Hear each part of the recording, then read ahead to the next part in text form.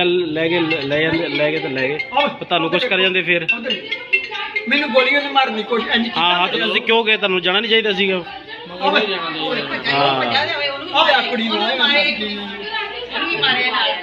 ਕੁੜੀ ਆ ਰਹੀ ਫਿਰ ਜਦੋਂ ਫ੍ਰੀ ਹੋ ਗਈ ਆਵੇ ਆਏ ਨਹੀਂ ਬੱਚਾ ਮਾਂ ਨੂੰ ਕਿਵੇਂ ਬਚਾਉਂਦੀ ਪਈ ਫਿਰ ਜਾਣ ਲੱਗਾ ਧਰ ਕੇ ਜਾਣੀਆਂ ਉਹਨੇ ਆਵੇ ਆ ਮੈਂ ਨਿਕਲੀ ਭਾਈ ਆਵੇ ਮਤਲਬ ਤੁਸੀਂ ਬਹੁਤ ਬੜੀ ਗਲਤੀ ਕੀਤੀ ਤੁਸੀਂ ਪਿੱਛੇ ਚੱਲੇ ਹਾਂ ਐਵੇਂ ਮਾਰ ਜਾਂਦੇ ਗੋਲੀ ਫਾਇਦਾ ਕੀ ਲੈ ਜਾਂਦੇ ਚੱਲ ਲੈ ਜਾਂਦੇ ਮੈਨੂੰ ਐ ਕਰੀ ਗਿਆ ਫਿਰ ਬਚਾ ਰਿਹਾ ਚਲੋ ਆਵੇ ਮੈਂ ਨੰਗੇ ਸਿਰ ਮੇਰੇ ਭਾਰੇ ਕੁੱਤੇ ਪੈ ਗਏ ਮੈਨੂੰ ਕੀ ਪਤਾ ਅਜੇ ਕੈਮਰਾ ਲੱਗਾ ਹੈ ਕੈਮਰਾ ਹੀ ਥੋੜਾ ਵੇਖਿਆ ਜਦੋਂ ਬੱਚੇ ਮੂੰਹ ਬੰਨੇ ਨਾ ਮੂੰਹ ਬੰਨੇ ਨਾ ਨੰਬਰ ਪਲੇਟ ਨਹੀਂ ਆਉਂਦੀ ਜੇ ਨਾ ਖਾਲੀ ਨੰਬਰ ਪਲੇਟ ਹੈ ਹੀ ਨਹੀਂ ਪਿੱਛੇ ਉਹ ਪਿੱਛਾ ਕੀਤਾ ਇਸ ਬੰਦੇ ਨੇ ਕਹਿੰਦੇ नंबर प्लेट ਦਾ ਨੰਬਰ ਹੀ ਨਹੀਂ ਹੈਗਾ हाउस द जोश हाउस द जोश दोस्तों जो वीडियो देखी है अभी उसके बारे में आप लोगों से बात करूंगा। पहले ये बताओ कि जोश कैसा है। आज है 22 नवंबर। आज का इंपॉर्टेंट न्यूज़ एनालिसिस और जिसको प्यार से हम लोग बैलेंस डाइट बोलते हैं बड़ा ही प्यारा रहने वाला है। पहले तो आप लोग ये बताओ किस किस ने अपना आज का दिन किस तरीके से आप लोग यूटिलाइज करने वाले हो उसका शेड्यूल बना लिया है। अगर आप लोग ये शेड्यूल नहीं बनाओगे तो अपने टाइम को ढंग से यूटिलाइज नहीं कर पाओगे और बहुत सारा टाइम जो है वो वेस्ट करके बैठ जाओगे। कल जो है वो कितने टाइम आप लोगों ने पढ़ाई की और कौन कौन जो है वो एक्सरसाइज करके आया, ये कुछ ऐसी बातें हैं अगर एक दिन स्टार्ट करने से पहले ये बातें आप लोगों के दिमाग में रहती हैं तो आप लोगों का दिन जो है वो बहुत ज़्यादा प्रोडक्टिव होता है पहले दिन के कंपेयर में। और आप लोग अपने टाइम को ढंग से यूटिलाइज करना अगर एक बार को सीख गए तो फिर आप लोग इफेक्टिवली चीज़ों को इम्प्लीमेंट भी कर पाएंगे। मतलब कहने का क्या है, सीधा सीधा बोलूँ तो ये है कि अपने ऊपर नज़र रखने को बोल रहा हूँ आप लोगों को। जैसे कि यहाँ पर देखो जो सुप्रिया हैं SLV फैमिली मेम्बर, उनके द्वारा जब पूरा का पूरा शेड्यूल यहाँ पर बनाया गया और इसको कमेंट बॉक्स में पोस्ट किया गया, फिर इनके द्वारा सारी चीज़ें जो एडिट की गई तो यहाँ पर 3 टारगेट ही अचीव नहीं कर पाई। तो इन्होंने बाकायदा उसका रीज़न लिखा है कि 3 टारगेट जो बच गए उसको ये क्यों अचीव नहीं कर पाई और उसके लिए भी इन्होंने सॉरी लिखा है। ठीक है, सबसे बड़ी बात यह है कि इतना अचीव कर लेना अपने ही आप में बहुत बड़ी बात है, पर लेकिन इसमें जो सबसे प्यारी बात मुझे लगी वो ये है कि अपने ऊपर नज़र रख पाना, ये उससे भी बड़ी बात है। मैक्सिमम लोग आप लोग देखेंगे वो इन चीज़ों में आलस फील करते हैं। मैंने बोला था ना कि एक बच्चा कह रहा है कि सर ये भी कोई बात है क्या, इसको तो मैं रोज़ कर दूंगा। फिर 2-3 दिन बाद कह रहा है कि सर ये इतना टफ काम है आप समझ नहीं सकते। मैं समझ नहीं सकता तो मैं ये इसीलिए आप लोगों को बोल रहा हूँ क्योंकि मैं समझ सकता हूँ। ये बिल्कुल ऐसी है जैसे इंसान को लगता है इसमें भी कुछ है क्या यार, इसको तो कोई भी कर लेगा। पर लेकिन जब करना स्टार्ट करते हैं ना, जैसे मैंने प्लैंक का उदाहरण दिया था आप लोगों को, सामने वाला देखेगा यार प्लैंक में भी कुछ है क्या यार, इसको तो मैं भी कर लूँगा। पर लेकिन जब करना स्टार्ट करते हैं वैसा पसीने छूट जाते हैं। तो वही बात है यहाँ पर, ये छोटी छोटी चीज़ें उनको आप लोग छोटी छोटी मगर मोटी बातें बोल सकते हैं, पर ज़िंदगी में जो चेंज लेकर आएंगे ना किसी चीज़ के साथ में आप लोग इसको कंपेयर नहीं कर सकते। इतनी इफेक्टिवली आप लोग अपने टाइम को यूटिलाइज करना सीख जाओगे क्योंकि आपका किसी और के ऊपर ध्यान नहीं रहेगा, अपने ऊपर ध्यान रहेगा। और जिस दिन आप लोगों ने अपने ऊपर ध्यान दिया तो वही बात है, जिसने अपने ऊपर ध्यान दिया कहलाया वो शक्तिमान। ठीक है, रियलिटी है ये, वो जो डायलॉग उसमें बोलते हैं शक्तिमान में जब स्टार्टिंग में आया तो वो अपने आप में ही रियलिटी है वो। तो इसलिए कोशिश करो यार चीज़ों को अच्छे से यूटिलाइज करो, तभी आप लोग अपने टारगेट को अचीव कर पाओगे। और थोड़ा सा टाइम जो है रिविजन का लिए भी डालो उसमें, क्योंकि जैसे जैसे चीज़ें आगे बढ़ रही हैं पेपर आप लोग ये पास में आ रहे हैं। ठीक है, तो बेसिकली ये जो लेक्चर होता है इसमें बहुत कुछ हम लोग कवर करते हैं। इसमें इंपॉर्टेंट जो आर्टिकल रहते हैं सुन के आप लोगों का मजा आएगा, बहुत डिटेल में डिस्कस करने वाला हूँ। इसी के साथ में यहाँ पर answer writing question, MCQ, background information, important fact, vocabularies वगैरह भी रहती हैं जो कि आप लोग की इंग्लिश को भी इम्प्रूव करती हैं। ठीक है, और इसी के साथ में आप लोगों के लिए CSAT का क्वेश्चन भी रहता है, इसीलिए इसका नाम बैलेंस डाइट रखा गया है। अगर इसको आप लोग ढंग से इफेक्टिवली पूरे दिन में कंप्लीट कर लेते हो तो बहुत बड़ा पोर्शन जो है आप लोगों की पढ़ाई का जो है वो कंप्लीट हो जाता है, क्योंकि स्टैटिक पोर्शन भी बहुत सारे यहाँ पर कवर कराया जाता है। तो अगर आप लोग ढंग से टकटकी लगाकर सुनोगे इस लेक्चर को तभी आप लोग क्वेश्चन के आंसर जो है वो अच्छे से दे पाओगे, जो भी क्वेश्चन मैं आप लोगों से पूछूंगा। और आप लोग देखो यार यहाँ पर बहुत बड़ा डिफरेंस नहीं होता है, जो एक बहुत बोले कि यार ये एक्स्ट्रा ऑर्डिनरी इंसान है और ये ऑर्डिनरी, यानी कि कई सारे लोग जो है मानता है ये इसने ये सब कैसे कर लिया। कुछ नहीं किया भाई, उसने जो भी काम आप लोग छोड़ देते ना अधूरा, वो काम बस उसने कंप्लीट किया, इतना काम किया है बस। वो अपना जो काम डिसाइड कर लिया उसको कंप्लीट करके ही वो इंसान सोया है। अगर इतना काम आप लोगों ने कर लिया तो भाई साहब आप लोग खुद देखो, आज की डेट में मुकेश अंबानी, उनका एक इंटरव्यू सुन रहा था मैं, उन्होंने खुद बोला कि जो आज डिसाइड कर लिया ना वो आज कंप्लीट करके सोना है, बस इतना काम मैं करता हूँ। मतलब कुछ भी हो जाए कि आज एक बार जो बोल दिया वो कंप्लीट करके सोना है, ठीक है, इसके बाद मैं अपनी भी नहीं सुनता। तो इतना डिसिप्लिन अगर आप लोगों में आ गया कि हाँ ये हम लोगों ने बोला था और ये कंप्लीट करना है, और सबसे बड़ी बात क्या है कि हम लोगों ने ही बोला है और हम लोगों को ही कंप्लीट करना है, किसी ने हमको फोर्स नहीं किया। आप लोग खुद देखो, ये जो प्रिपरेशन आप लोग कर रहे हो, किसी ने फोर्स किया कि आप लोगों को, आप लोग लड़ रहे हो अपने घर वालों के साथ में कई बार, तो नहीं मुझे करनी है इसकी तैयारी, खासकर लड़कियों के बारे में अगर बात करूँ तो। और अगर फिर बैठकर आप लोग उसको डिसिप्लिन के वे में नहीं ले पा रहे हो और आप लोग अपने पर्टिकुलर पैटर्न को फॉलो नहीं कर पा रहे हो, तो फिर इन सब चीज़ों का मतलब क्या रह जाता है। यानी कि अपने साथ में किया गया कमिटमेंट अगर पूरा नहीं कर पा रहे हो तो ये प्रिपरेशन आप लोगों को छोड़ देनी चाहिए, टू बी फ्रैंक, क्योंकि मतलब नहीं है अगर आप लोग खुद से अपना कमिटमेंट पूरा नहीं कर पाओगे, क्योंकि इसमें किसी और के साथ में लड़ाई है भी नहीं आप लोग की, अपने खुद के साथ में लड़ाई है यहाँ पर, क्योंकि अपने खुद को ही आप लोग को डिसिप्लिन में लेकर आना है, बिल्कुल एक एक पैटर्न पर, और अपने आप को बैलेंस रखकर चलना ही पड़ेगा आप लोग को। अगर आप लोग पढ़ाई पे इतना ज़्यादा झुक जाओगे कि आप लोग जो है एक्सरसाइज नहीं करोगे तो बीमार पड़ जाओगे, ठीक है। तो एक तरीके से अपनी हर एक चीज़ को बैलेंस करना ही एक तरीके से यूपीएससी आप लोगों को सिखाती है। एग्जाम क्लियर हो या ना हो, पर ये एक अच्छा इंसान बना देगी प्रिपरेशन आप लोगों को। ये इस तरीके से आप लोगों को चीज़ें सिखा के जाएगी, समाज कैसा है, हमारा संविधान कैसा है, हमारी इकोनॉमी कैसी है, किस तरीके से इंटरनेशनल रिलेशन है।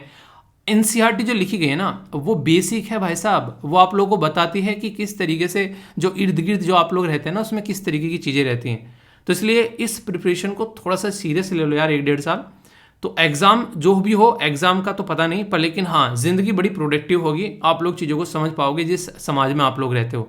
अपनी प्रोडक्टिविटी देखना जो आज प्रिपरेशन कर रहे हैं, और फिर अपनी प्रोडक्टिविटी देखना जब प्रिपरेशन आप लोगों की कंप्लीट हो जाएगी, उस टाइम पर अपने अंदर आप लोग डिफरेंस देखना, तो आप लोग एक ह्यूज डिफरेंस अपने अंदर पाओगे। तो ये प्रिपरेशन आप लोगों को देती है। और अगर पेपर क्लियर हो गया तो भाई साहब आप परिवार के वो सदस्य होंगे कि आने वाले सदस्य भी आप लोगों के बारे में उदाहरण देख के रहेंगे कि हाँ हमारे बाबा दादा पापा मतलब IAS ऑफिसर थे।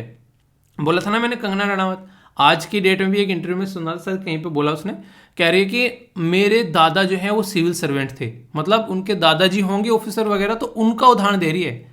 समझ रहे हैं आप लोग यहाँ पर। तो एक कोई ऐसा इंसान आकर कोई अगर परिवार का पैटर्न ही चेंज कर जाए तो आने वाले लोग उसका उदाहरण देते हैं। आप लोग खुद देख लो, कोई रिश्ता देखने अगर कोई आएगा तो हमेशा उस इंसान के बारे में बताता है, अरे मेरा ना फूफा का लड़का जज है, अरे मेरा ना चाचा का ताऊ का लड़का बेटे का वो फलाना ढिमकाना वो IAS ऑफिसर है। मतलब उस लड़के या लड़की के बारे में बात नहीं हो रही यहाँ पर, जिनकी शादी है उनके रिलेटिव के बारे में जब बात होने लगे ना, इसका मतलब लड़का और लड़की ने कुछ नहीं कर रखा है ज़िंदगी में।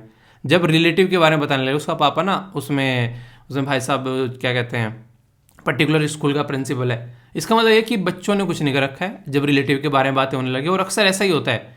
तो ये रियलिटी है। तो क्यों ना अपनी ज़िंदगी में अपने आप को इतना प्रोडक्टिव बनाओ कि आपका नाम सुनते ही हाँ बस इंसान ने एक रखा है, बैकग्राउंड सब खत्म, अब किसी के बारे में बात करने की जरूरत नहीं है, अब तो शादी यहीं पे ही करनी है, ठीक है। तो इस तरीके से यार ज़िंदगी में अचीव कर लो। फिर से वही उदाहरण है कि ज़िंदगी में कम से कम इतना तो कर ही लेना चाहिए कि अपने खुद के बच्चे को मोटिवेट करने के लिए किसी और का उदाहरण न देना पड़े, है कि नहीं। आई होप कि आप लोग ये बातें समझोगे और चीज़ों को अच्छे से लेके चलोगे। तो डिस्कशन तो जैसे मैंने बताया बहुत सारी बातें आप लोगों को एंजॉय करना है बहुत अच्छे से। इंपॉर्टेंट पर्सनैलिटी है, आप लोग पहचान ही लोगे, और ये वो पर्सनैलिटी मैं यहाँ पर कवर कर रहा हूँ जिनको भारत रत्न मिल चुके हैं। तो इन पर्सनैलिटी का नाम भी आप लोगों को बताना है, तो अच्छे से बताइए, आप इनको पहचानोगे। और इसी के साथ में इमरजेंसी किस ड्यूरेशन से किस ड्यूरेशन तक लगी थी ये बताना है।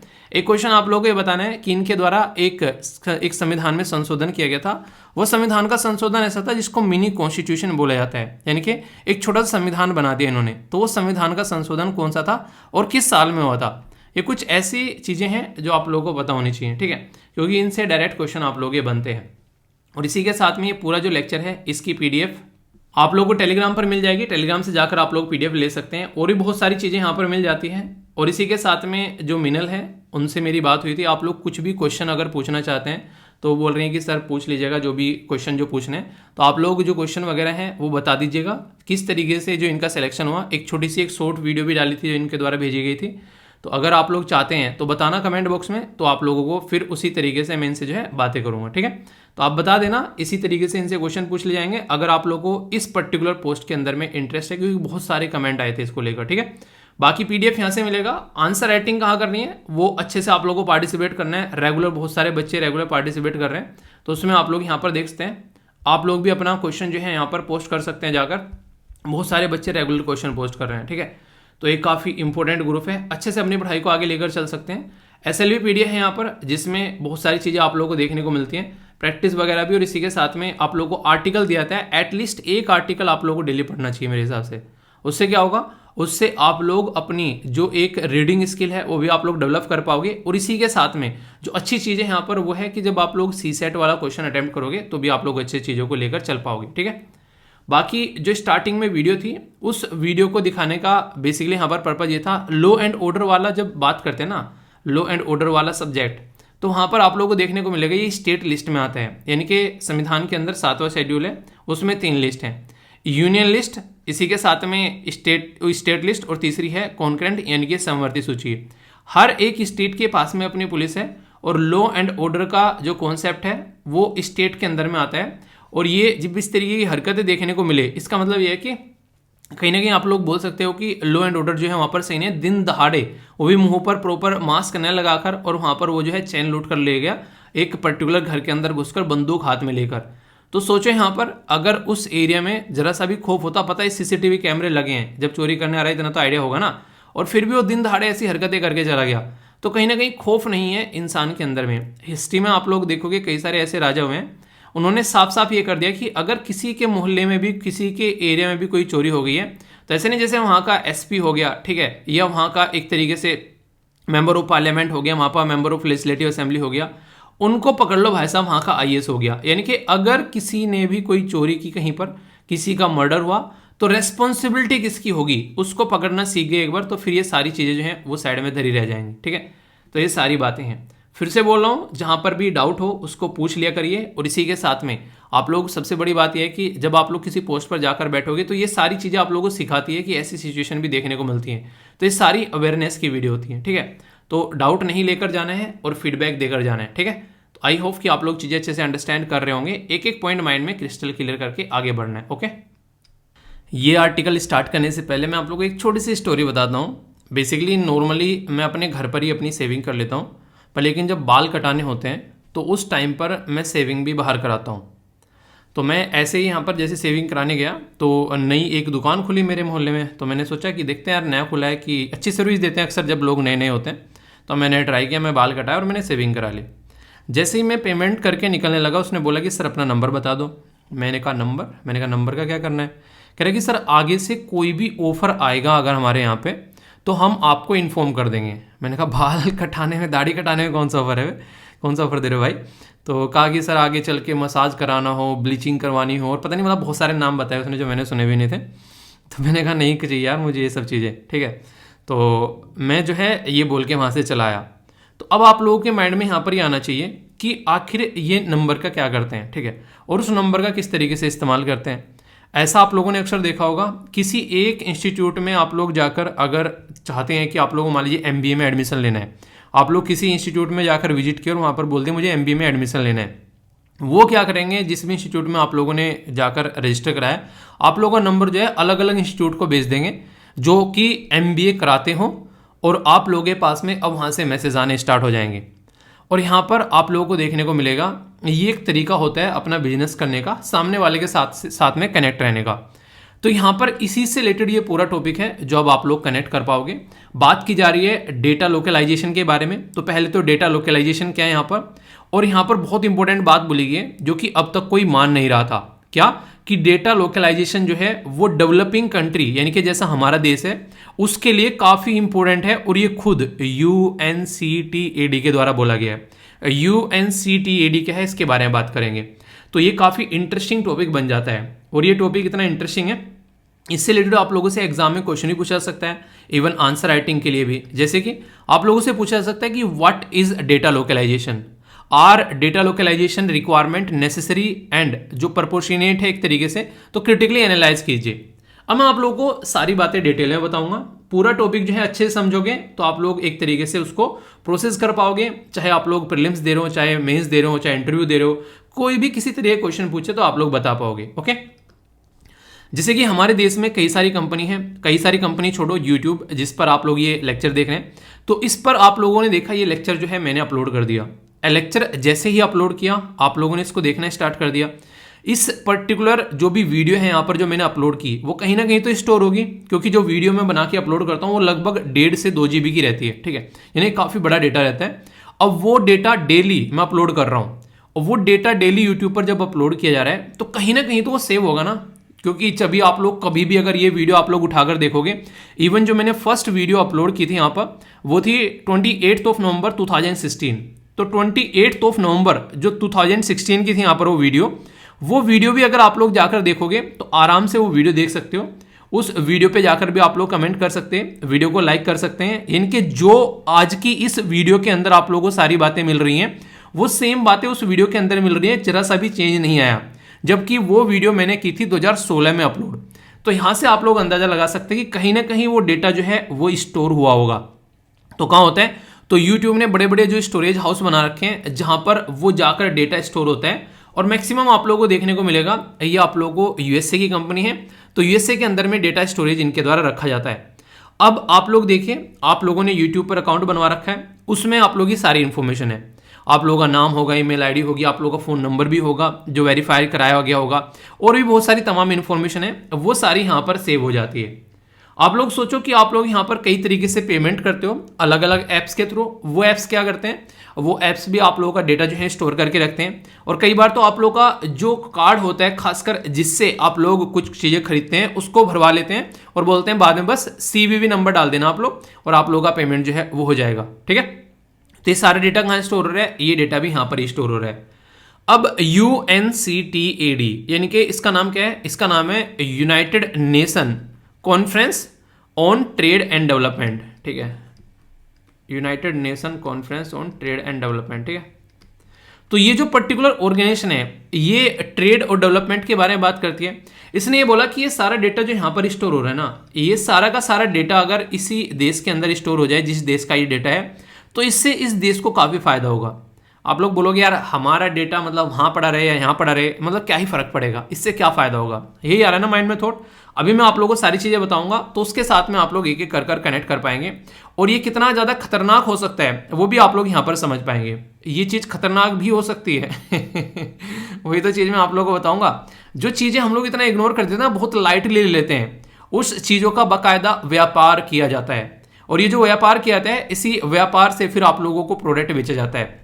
अभी आप लोग फेसबुक पर बैठे हैं, कुछ दिनों पहले फेसबुक ने साफ साफ बोल दिया था कि जो भी आप लोगों का डेटा है व्हाट्सएप के ऊपर, वो सारा डेटा जो है मैं इस्तेमाल करूंगा एडवर्टीजमेंट के लिए। कैसे, आप लोग व्हाट्सएप पे किसी को कोई भेज रहे हो, आप लोगों ने किसी को फ़ोन के बारे में भेजा, कुछ उसके साथ में डिस्कशन किया, यार ये फ़ोन बड़ा अच्छा है, अब वो डेटा काफ़ी इंपॉर्टेंट हो गया व्हाट्सएप के लिए। क्यों, क्योंकि व्हाट्सएप क्या करेगा, किसी भी फ़ोन बनाने वाली कंपनी को वो डेटा भेज देगा कि इस पर्टिकुलर एरिया में आप लोग फ़ोन सप्लाई करो, यहाँ पर बहुत सारे लोग जो हैं वो फ़ोन सर्च कर रहे हैं। आपकी तरह कोई और भी कर रहा होगा, कोई और भी व्हाट्सएप पे बात कर रहा होगा, कोई और भी किसी न किसी तरीके से डिस्कशन व्हाट्सएप पे या फिर कोई भी सोशल मीडिया हैंडल पर कर रहा होगा। तो ये सारे उस चीज़ पर नज़र रखे हुए हैं, यानी कि ऑनलाइन मीडियम में आप कहीं पर भी ऐसे नहीं है कि आप लोग सेफ बैठे हैं। आप लोगों के फ़ोन में जो भी सारी चीज़ें हैं, जो भी सारा डेटा जो स्टोर है आप लोगों के फ़ोन में, और आप लोगों के फ़ोन में जीमेल पड़ी हुई है और आप लोगों के फ़ोन में इंटरनेट है, तो वो डेटा किसी न किसी की निगरानी में कहीं है। वो अलग बात है कि आप लोग उस कंपनी पर ट्रस्ट करते हैं और वो डेटा वहाँ पर रहता है, वो चोरी नहीं होता है क्योंकि वो बहुत बड़ी बड़ी कंपनी हो चुकी हैं। पर लेकिन बहुत सारी छोटी छोटी कंपनी जो है वो उसको कॉम्प्रोमाइज़ करके बैठ जाती हैं।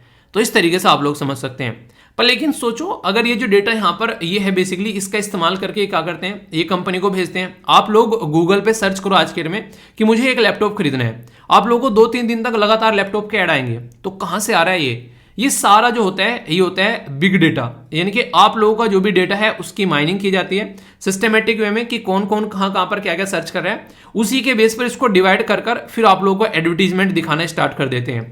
सोचो ये सारा काम कौन कर रहा है, ये सारा पैसा कौन कमा रहा है। आप लोग जो बोल रहे हो कि ये चीज़ें फ्री में हैं, इनडायरेक्ट वे में ये आप लोगों की जो सर्चिंग है, आप लोग जो इनके साथ में कनेक्टेड हैं उससे पैसा कमा रहे हैं। सर्विस आप लोगों को उस तरीके से फ्री दे रखी है कि आप लोग इसको यूज़ कर सकते हैं बिना कोई पैसा दिए हुए। पर लेकिन आप लोगों की जो एक्टिविटी है इन प्लेटफॉर्म के ऊपर, ये उसको एनालाइज कर रहे हैं और उसके बेस पर अपना बिजनेस चला रहे हैं। अब ये देश क्या कर रहा है, हमारे देश के लोगों को लेकर यहाँ पर अपना बिजनेस चला रहा है। सोचो ये सारा का सारा डेटा जो है अगर हम लोग लोकलाइज कर दें, यानी कि सारा का सारा डेटा जो है वो हम लोग अपने देश के अंदर ही स्टोर करना स्टार्ट कर दें, तो इससे क्या फायदा होगा, इससे आप लोग थोड़ा सा समझिएगा। आप जो बात समझाने जा रहा हूं उसके साथ में आप लोग कनेक्ट कर पाएंगे। जैसे कि यहां पर आप लोग देखिए, अब हम लोगों ने क्या किया, सारा का सारा डेटा जो है वो अपने देश में स्टोर करना स्टार्ट कर दिया। यानी कि सारा का सारा डेटा जो है वो हमारे देश की कंपनी के पास में, सारा का सारा डेटा जो है वो हमारे देश की सरकार के पास में है। अब जो काम यहाँ पर ये कंपनी कर रही थी, ये सारा सिस्टम जो ये काम ये प्रोवाइड करा रही थी इस तरीके से, अब ये सारी की सारी चीज़ें जो हैं वो हमारे देश की कंपनी, हमारे देश की सरकार जो है वो अब अपने देश के लोगों को यहाँ पर फायदा पहुंचा पाएगी। यानी कि माना यह जा रहा है कि जो देश जो है वो डेटा लोकलाइजेशन करता है। सबसे बड़ी कुछ बातें मैं आप लोगों को यहाँ पर बताता हूँ जो आप लोग याद रखिएगा।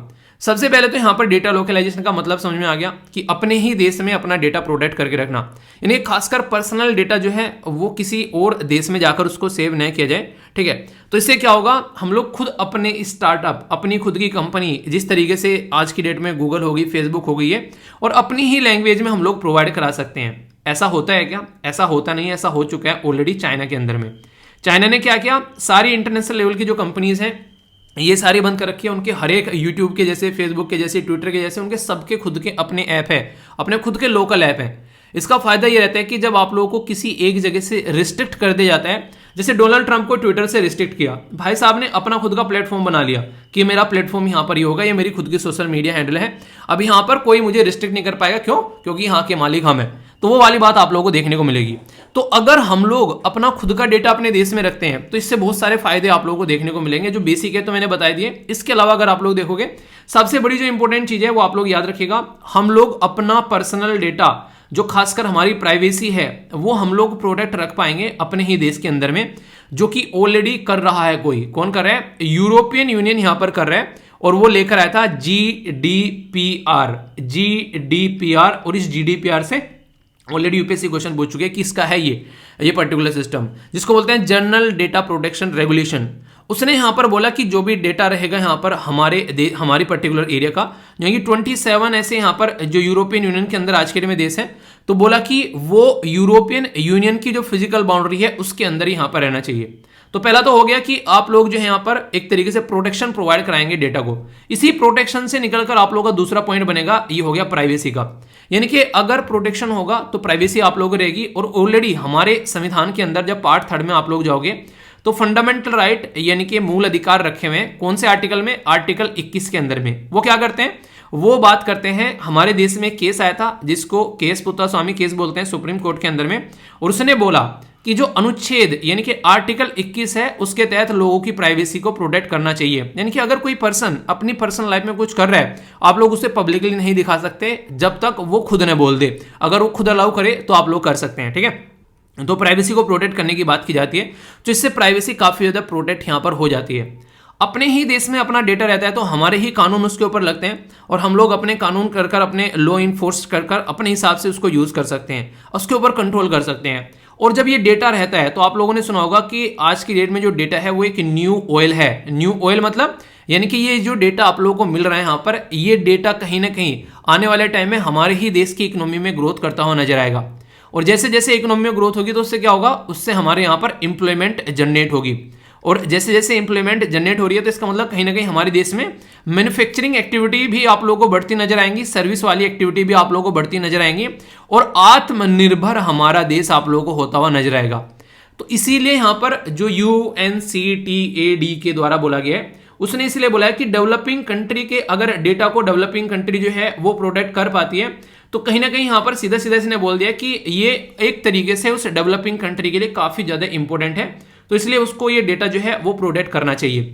तो यहाँ पर ये खासकर अगर बात करें, आप लोग देखते हैं आप लोगों का डेटा किसी और देश में है तो यहाँ पर साइबर सिक्योरिटी का भी इशू बन जाता है, वो कितना उसको प्रोटेक्ट कर पा रहे हैं। तो इसलिए सारी बातें यहाँ पर जो बोली गई हैं वो काफी इंपॉर्टेंट है, जो कि यहाँ पर इंप्लीमेंट होनी चाहिए, और ये सही तरीके से इंप्लीमेंट होनी चाहिए, ये यहाँ पर इसके द्वारा बताया गया है।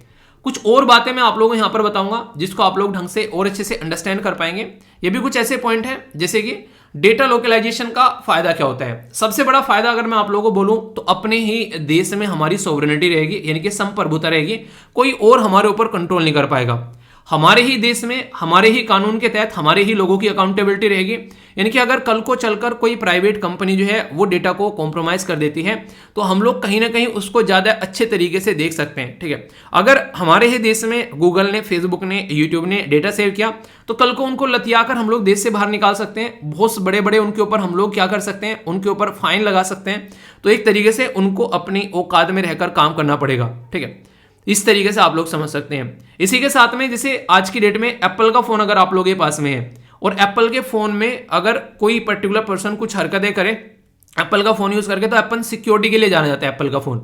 अब यहां पर हम लोग क्या करना पड़ता है, उस कंट्री से जाके कांटेक्ट करना पड़ता है जो एप्पल है जिस कंपनी में, और वहां पर फिर हम लोग को परमिशन लेनी पड़ती है और वो फिर अलाउ करते हैं कि तुम लोग इसका डेटा देख सकते हो क्योंकि इसने कोई टेररिस्ट की एक्टिविटी की है।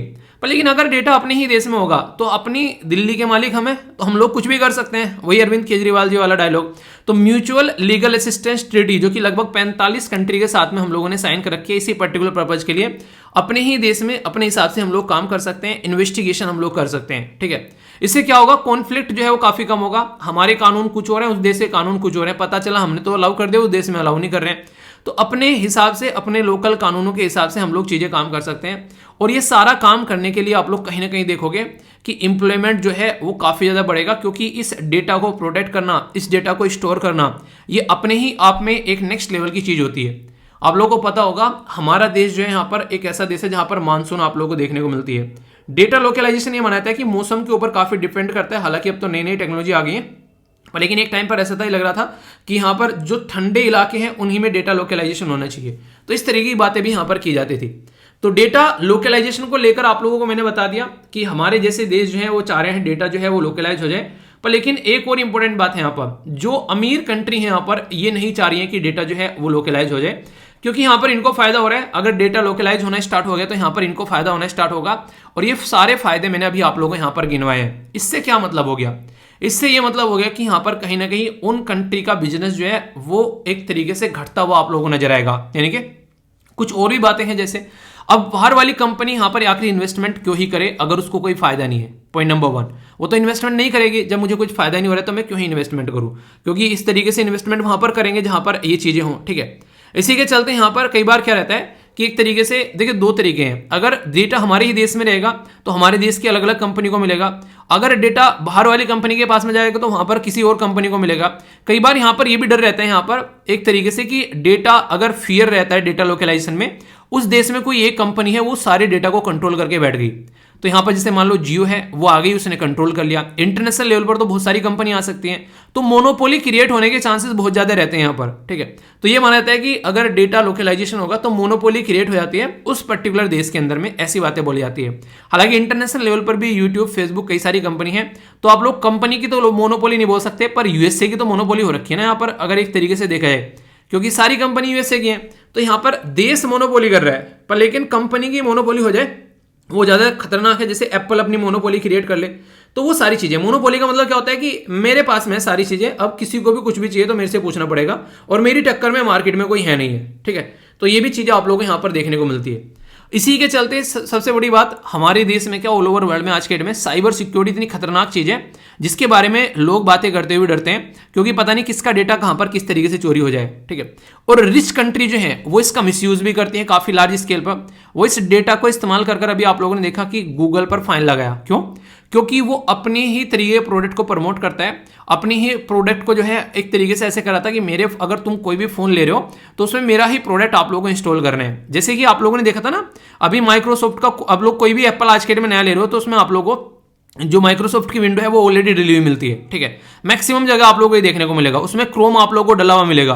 तो कई सारी ऐसी चीजें आप लोग देखते हैं यहाँ पर, मोबाइल के अंदर में जाओगे तो बहुत सारे आप लोगों को यहाँ पर ऐप जैसे यूट्यूब डला हुआ उसमें मिलेगा, ठीक है। तो ये आप लोगों ने डाउनलोड भी नहीं किए हैं, वो ऑलरेडी आप लोगों के फोन में है। आप लोगों को बड़ा अच्छा लगता है कि यार ये तो मुझे डाउनलोड भी नहीं करने पड़े। इन रियलिटी उन्होंने ये बोल दिया कि तुम यही ऐप यूज करो, दूसरे ऐप तुमको यूज नहीं करने। तो ये क्या हो गया, ये भी तो एक तरीके से अपनी पोजीशन का गलत इस्तेमाल करना हो गया ना। तो ये आप लोग देख सकते हैं यहाँ पर। दूसरा सबसे खतरनाक चीज क्या है, मान लीजिए हम लोगों ने बोल दिया हमारा डेटा जो है वो हम ही स्टोर कर रहे हैं, ठीक है। अब अभी आप लोगों ने देखा कई सारे हमारी कंट्री में भी गवर्नमेंट के ऊपर आरोप लगाए गए कि वो क्या कर रही है, लोगों के ऊपर नजर रख रही है, निगरानी कर रही है अपने ही देश के लोगों के ऊपर। पेगासस वायरस आया निकलकर, जो कि एक ऐसी कंपनी थी, उस कंपनी का नाम बताइए, कहां से खरीदा गया था, फिर किस देश से खरीदा गया था। उन्होंने साफ साफ बोला कि हम लोग किसी देश को ही बेचते हैं, हम लोग किसी भी ऐसे प्राइवेट लोगों को नहीं बेचते हैं, ताकि टेररिज्म को कंट्रोल किया जाए। पर लेकिन हमारी कंट्री में गवर्नमेंट पर क्या आरोप लगा, यहाँ पर कमेटी बनी, उसने बताया यहाँ पर कि अपोजिशन के लीडर हमारी कंट्री में चीफ जस्टिस जो है, चीफ जस्टिस या फिर जो जजेस हैं उनके ऊपर, या फिर कोई पॉलिटिशियन है, या फिर यहाँ पर कोई जर्नलिस्ट है, या फिर कोई भी ऐसी इंपॉर्टेंट पर्सनैलिटी आप लोगों को देखने को मिले जो कि लगे कि सरकार को किसी भी तरीके से नुकसान पहुंचा सकती है, उन सब के ऊपर यहाँ पर निगरानी रखी गई पेगासस जो है उसको यूज करके। तो इससे क्या हो सकता है, यहाँ पर मास सर्विलेंस भी किया जा सकता है अपने ही लोगों का, जो कि कहीं ना कहीं उनकी प्राइवेसी को हर्ट करता हुआ नजर आएगा यहाँ पर। तो ये सबसे बड़ी बात है, और अलग अलग देश में अलग अलग कानून है, तो वो एक अलग फंडा आप लोगों को देखने को मिलता है। ये जो सारी बातें मैं आप लोगों को बोल रहा हूँ, टेंशन मत लेना, सारी की सारी बातें जो हैं वो आप लोगों को पीडीएफ में मिल जाएगी। जब आप लोग टेलीग्राम पर जाकर पीडीएफ डाउनलोड करोगे, उसमें प्रॉपर सिस्टमेटिक वे में सारी बातें मिल जाती हैं, ठीक है। तो यहाँ पर कहीं ना कहीं अगर देखा जाए तो घूम फिर कर एक बात आती है, वो क्या है कि हमारे संविधान ने हम लोगों को क्या कर रखा है, पार्ट 3 के अंडर में फंडामेंटल राइट दे रखे हैं, और इन फंडामेंटल राइट को आर्टिकल 12 से लेकर आर्टिकल 35 तक रखा गया है। ये जो आर्टिकल 12 से आर्टिकल 35 तक, इसमें right to equality, right to freedom, right against exploitation, right to freedom of religion, culture के राइट हैं, और रेमेडीज हैं, अगर किसी को दिक्कत है तो वो जाकर सोल्यूशन निकाल सकते हैं। तो सबसे बड़ी बात आती है यहाँ पर राइट टू फ्रीडम के बारे में, और इसी में आ जाती है आप लोगों की राइट टू प्राइवेसी भी, ठीक है। तो आर्टिकल कितने से कितने तक देखने को मिलेगा आप लोगों को, यहाँ पर आर्टिकल देखने को मिलेगा 19 से लेके 22 तक का। तो इंसान की जिंदगी वो कैसे जी जाए, वो उसको खुद को बेसिकली यहाँ पर उसको डिसाइड करना चाहिए, ये नहीं कि कोई और आकर उसको डिसाइड करे, ठीक है। तो इसलिए यहाँ पर बात की जाती है कि प्राइवेसी जो है वो आप लोगों को यहाँ पर प्रोटेक्ट रखनी है। और डेटा प्रोटेक्शन कानून जो है, जो कि हमारे देश में अभी आ रहा है, तो BN श्रीकृष्णन कमेटी उसके लिए बनाई गई थी, ये आप लोग याद रखिएगा, जो काफी इंपॉर्टेंट कमेटी है, आप लोगों से पूछा भी जा सकता है। ये एक कमेटी है जिनकी अध्यक्षता में यहाँ पर ये बनाई गई, और इसमें बोला गया कि कैसे आप लोग डेटा को इस्तेमाल कर सकते हैं। वो जो पर्टिकुलर कानून था उसके अंदर इतने सारे चेंजेस सरकार के द्वारा किए गए कि यहाँ पर एक तरीके से लगने लगा कि नया कानून आना चाहिए, इसीलिए नया कानून जो है वो सरकार यहाँ पर लेके आ रही है, ठीक है। तो ये आप लोग समझ सकते हैं यहाँ पर, यानी कि डेटा प्रोटेक्शन कानून ही नहीं है तो कैसे हम लोग चीजों को प्रोटेक्ट कर पाएंगे, और कैसे पता चलेगा कि लोगों का डेटा जो है वो सही लोगों के हाथ में जा रहा है। तो ये भी बहुत बड़ी देखने वाली यहाँ पर बात हो रखी है। और अलग अलग देश के अलग अलग कानून हैं, और जैसा मैंने केस पुत्तास्वामी केस के हिसाब से बताया वो सारी बातें, तो एक बहुत ही इंपॉर्टेंट टॉपिक आप लोगों के लिए यहाँ पर हो जाता है, ठीक है। तो सारा एक एक पॉइंट मैंने आप लोगों को बता दिया, कहने के लिए एक पॉइंट है पर, लेकिन इसके अंदर में आप लोगों को बहुत सारी बातें आप लोगों को जानने को मिली, ठीक है। बातें बोली किसने, अगर बात की जाए यहाँ पर United nation conference on trade and development, ये क्या है, UNCTAD, जिसको मैंने अभी आप लोगों से बोला था। ये काफी इंपॉर्टेंट ऑर्गेनाइजेशन है, इंटर गवर्नमेंटल ऑर्गेनाइजेशन है, UN के अंदर बेसिकली, यानी कि UN इसके पापा हैं, और ये प्रमोट करती है डेवलपिंग कंट्री का इंटरेस्ट, इसीलिए इसने डेवलपिंग कंट्री के बारे में बोला। डेवलप्ड कंट्री कौन सी होती है, जो ऑलरेडी अपनी चीजों को अचीव कर चुकी है, और डेवलपिंग जैसे कि ING लगा हुआ यहाँ पर, ठीक है। तो डेवलपिंग में क्या होता है, यानी कि वो प्रोसीजर में है अभी, ठीक है। कंटिन्यूअस टेंस बोलते हैं ना, इसमें आप लोग ING लगा देते हैं, यानी कि वो प्रोसीजर में है डेवलप होने के, वो आप लोग याद रखिएगा। तो ये बॉडी जो है यहाँ पर ये इसी के लिए काम करती है, और यहाँ पर ये आज से नहीं बनाई गई है, ये बहुत पहले बना दी गई थी, 1964 में लगभग ये बॉडी जो है वो बना दी गई थी, ठीक है। तो इसका हेडक्वार्टर आप लोगों को स्विट्जरलैंड में देखने को मिलेगा। बाकी कौन है इसके हेड आज की डेट में वो आप लोगों को बताना है। अभी मैं आप लोगों से कौन बनेगा करोड़पति खेलने वाला हूँ, क्योंकि जो भी मैंने पढ़ा है अब उससे पता चलेगा कितने ध्यान से आप लोगों ने सुना है। आंसर राइटिंग का क्वेश्चन तो आप लोगों को ऑलरेडी मिल चुका है, अब यहाँ पर मैं देखूंगा कि ये लेक्चर कितने अच्छे से आप लोगों ने सुना है टकटकी लगाकर, ठीक है। तो तैयार हो आप लोग, यस या फिर नो बोलो। चलिए क्वेश्चन नंबर पहला आप लोगों के सामने, डेटा लोकलाइजेशन जो है उसके बारे में कौन सी स्टेटमेंट जो है वो करेक्ट है। डेटा लोकलाइजेशन को स्थानीयकरण बोलते हैं बेसिकली, यानी कि अपने ही देश में अपने डेटा को रखना। बोला गया कि एकाधिकार यानी कि मोनोपोली को ये प्रमोट करता है। दूसरा बोला गया कि जो डेटा है मेक, एक तरीके से जो मेक डेटा सिक्योर, खासकर सिक्योरिटी के पॉइंट ऑफ से बोला गया है, तो लोकलाइजेशन मोर वनरेबल भी यहां पर क्रिएट कर सकता है, ऐसी बातें बोली जा रही है, यानी कि वनरेबिलिटी भी बन जाती है कई बार। रिस्क लोकल सर्विलेंस का हो जाता है यहां पर, और रिच कंट्री कैसे उसको यूज करती है वो एक अलग मुद्दा रहता है, ठीक है। तो यहां पर अगर आप लोग कॉमन सेंस लगाकर देखोगे तो जो यहां पर पढ़ोगे इसको तो आसानी से आंसर दे सकते हो, क्योंकि डेटा लोकलाइजेशन का मतलब अगर आप लोग समझ सकते हो तो यहां पर जो लास्ट वाली स्टेटमेंट है बोला कि यूज बाय रिच कंट्री, तो यानी कि यहां पर डेटा लोकलाइजेशन बोला मैंने, रिच कंट्री कहां से इसको यूज कर लेंगे, यहां पर हमारा डेटा है हम यूज करेंगे ना। और ये भी अगर आप लोगों को स्टेटमेंट ओनली पता है तो यहां पर सारी की सारी स्टेटमेंट जो है वो कट गई, यहां पर आंसर ही हो गया। ऐसे कहते हैं आप लोग ये जो सिस्टम यूज करते हैं ये आसानी से आप लोगों को काफी सही तरीके से चीजें के बारे में बताता है। ठीक है, डेटा लोकलाइजेशन के बात की जा रही है, एडवांटेज ऑफ डेटा लोकलाइजेशन के फायदे क्या हैं। तो पहला बोला गया कि प्रोटेक्ट प्राइवेसी एंड सोवरेनिटी, दूसरा बोला गया कि मॉनिटर करता है लो एंड अकाउंटेबिलिटी, आप लोगों को यहां पर देखने को मिल सकती है, इन्वेस्टिगेशन की जा सकती है आसानी से, यानी कि जैसे एप्पल वाला केस बताया आप लोगों को। ठीक है, और इंक्रीज करता है एम्प्लॉयमेंट, दूसरी ये बातें बोली गई, चौथी मतलब। ठीक है, सही आंसर क्या है? ए में बोला गया है 1, 2 एंड 3, बी में बोला गया है 2, 3 एंड 4, सी में बोला गया है 1, 3 एंड 4, डी में बोला गया ऑल ऑफ द अबव। आप लोगों को चैलेंज करना है अपने आप को, जब चैलेंज करोगे तभी आप लोग चेंज होगे और तभी आप लोग चीजों पर फोकस भी कर पाओगे। सारी की सारी बातें बताई डिटेल में, आंसर क्या है? आंसर यहां पर डी हो गया। ठीक है, पहले वाले में देख सकते हैं यहां पर मिसयूज बाय रिच कंट्री। ठीक है, तो यहां पर आप लोग बोल सकते हैं कि यूज नहीं मिसयूज किया जाता है उसका, अगर बात करें। ओके, डेटा लोकलाइजेशन होता है, हमारी कंट्री तो उसको यूज करेगी ना। इसका आंसर क्या होगा? इसका आंसर डी होगा। सारी की सारी स्टेटमेंट जो है वो बिल्कुल करेक्ट है, जो भी आप लोगों को यहां पर पढ़ाई है, तो कोई भी कंफ्यूजन आप लोगों को नहीं होना चाहिए।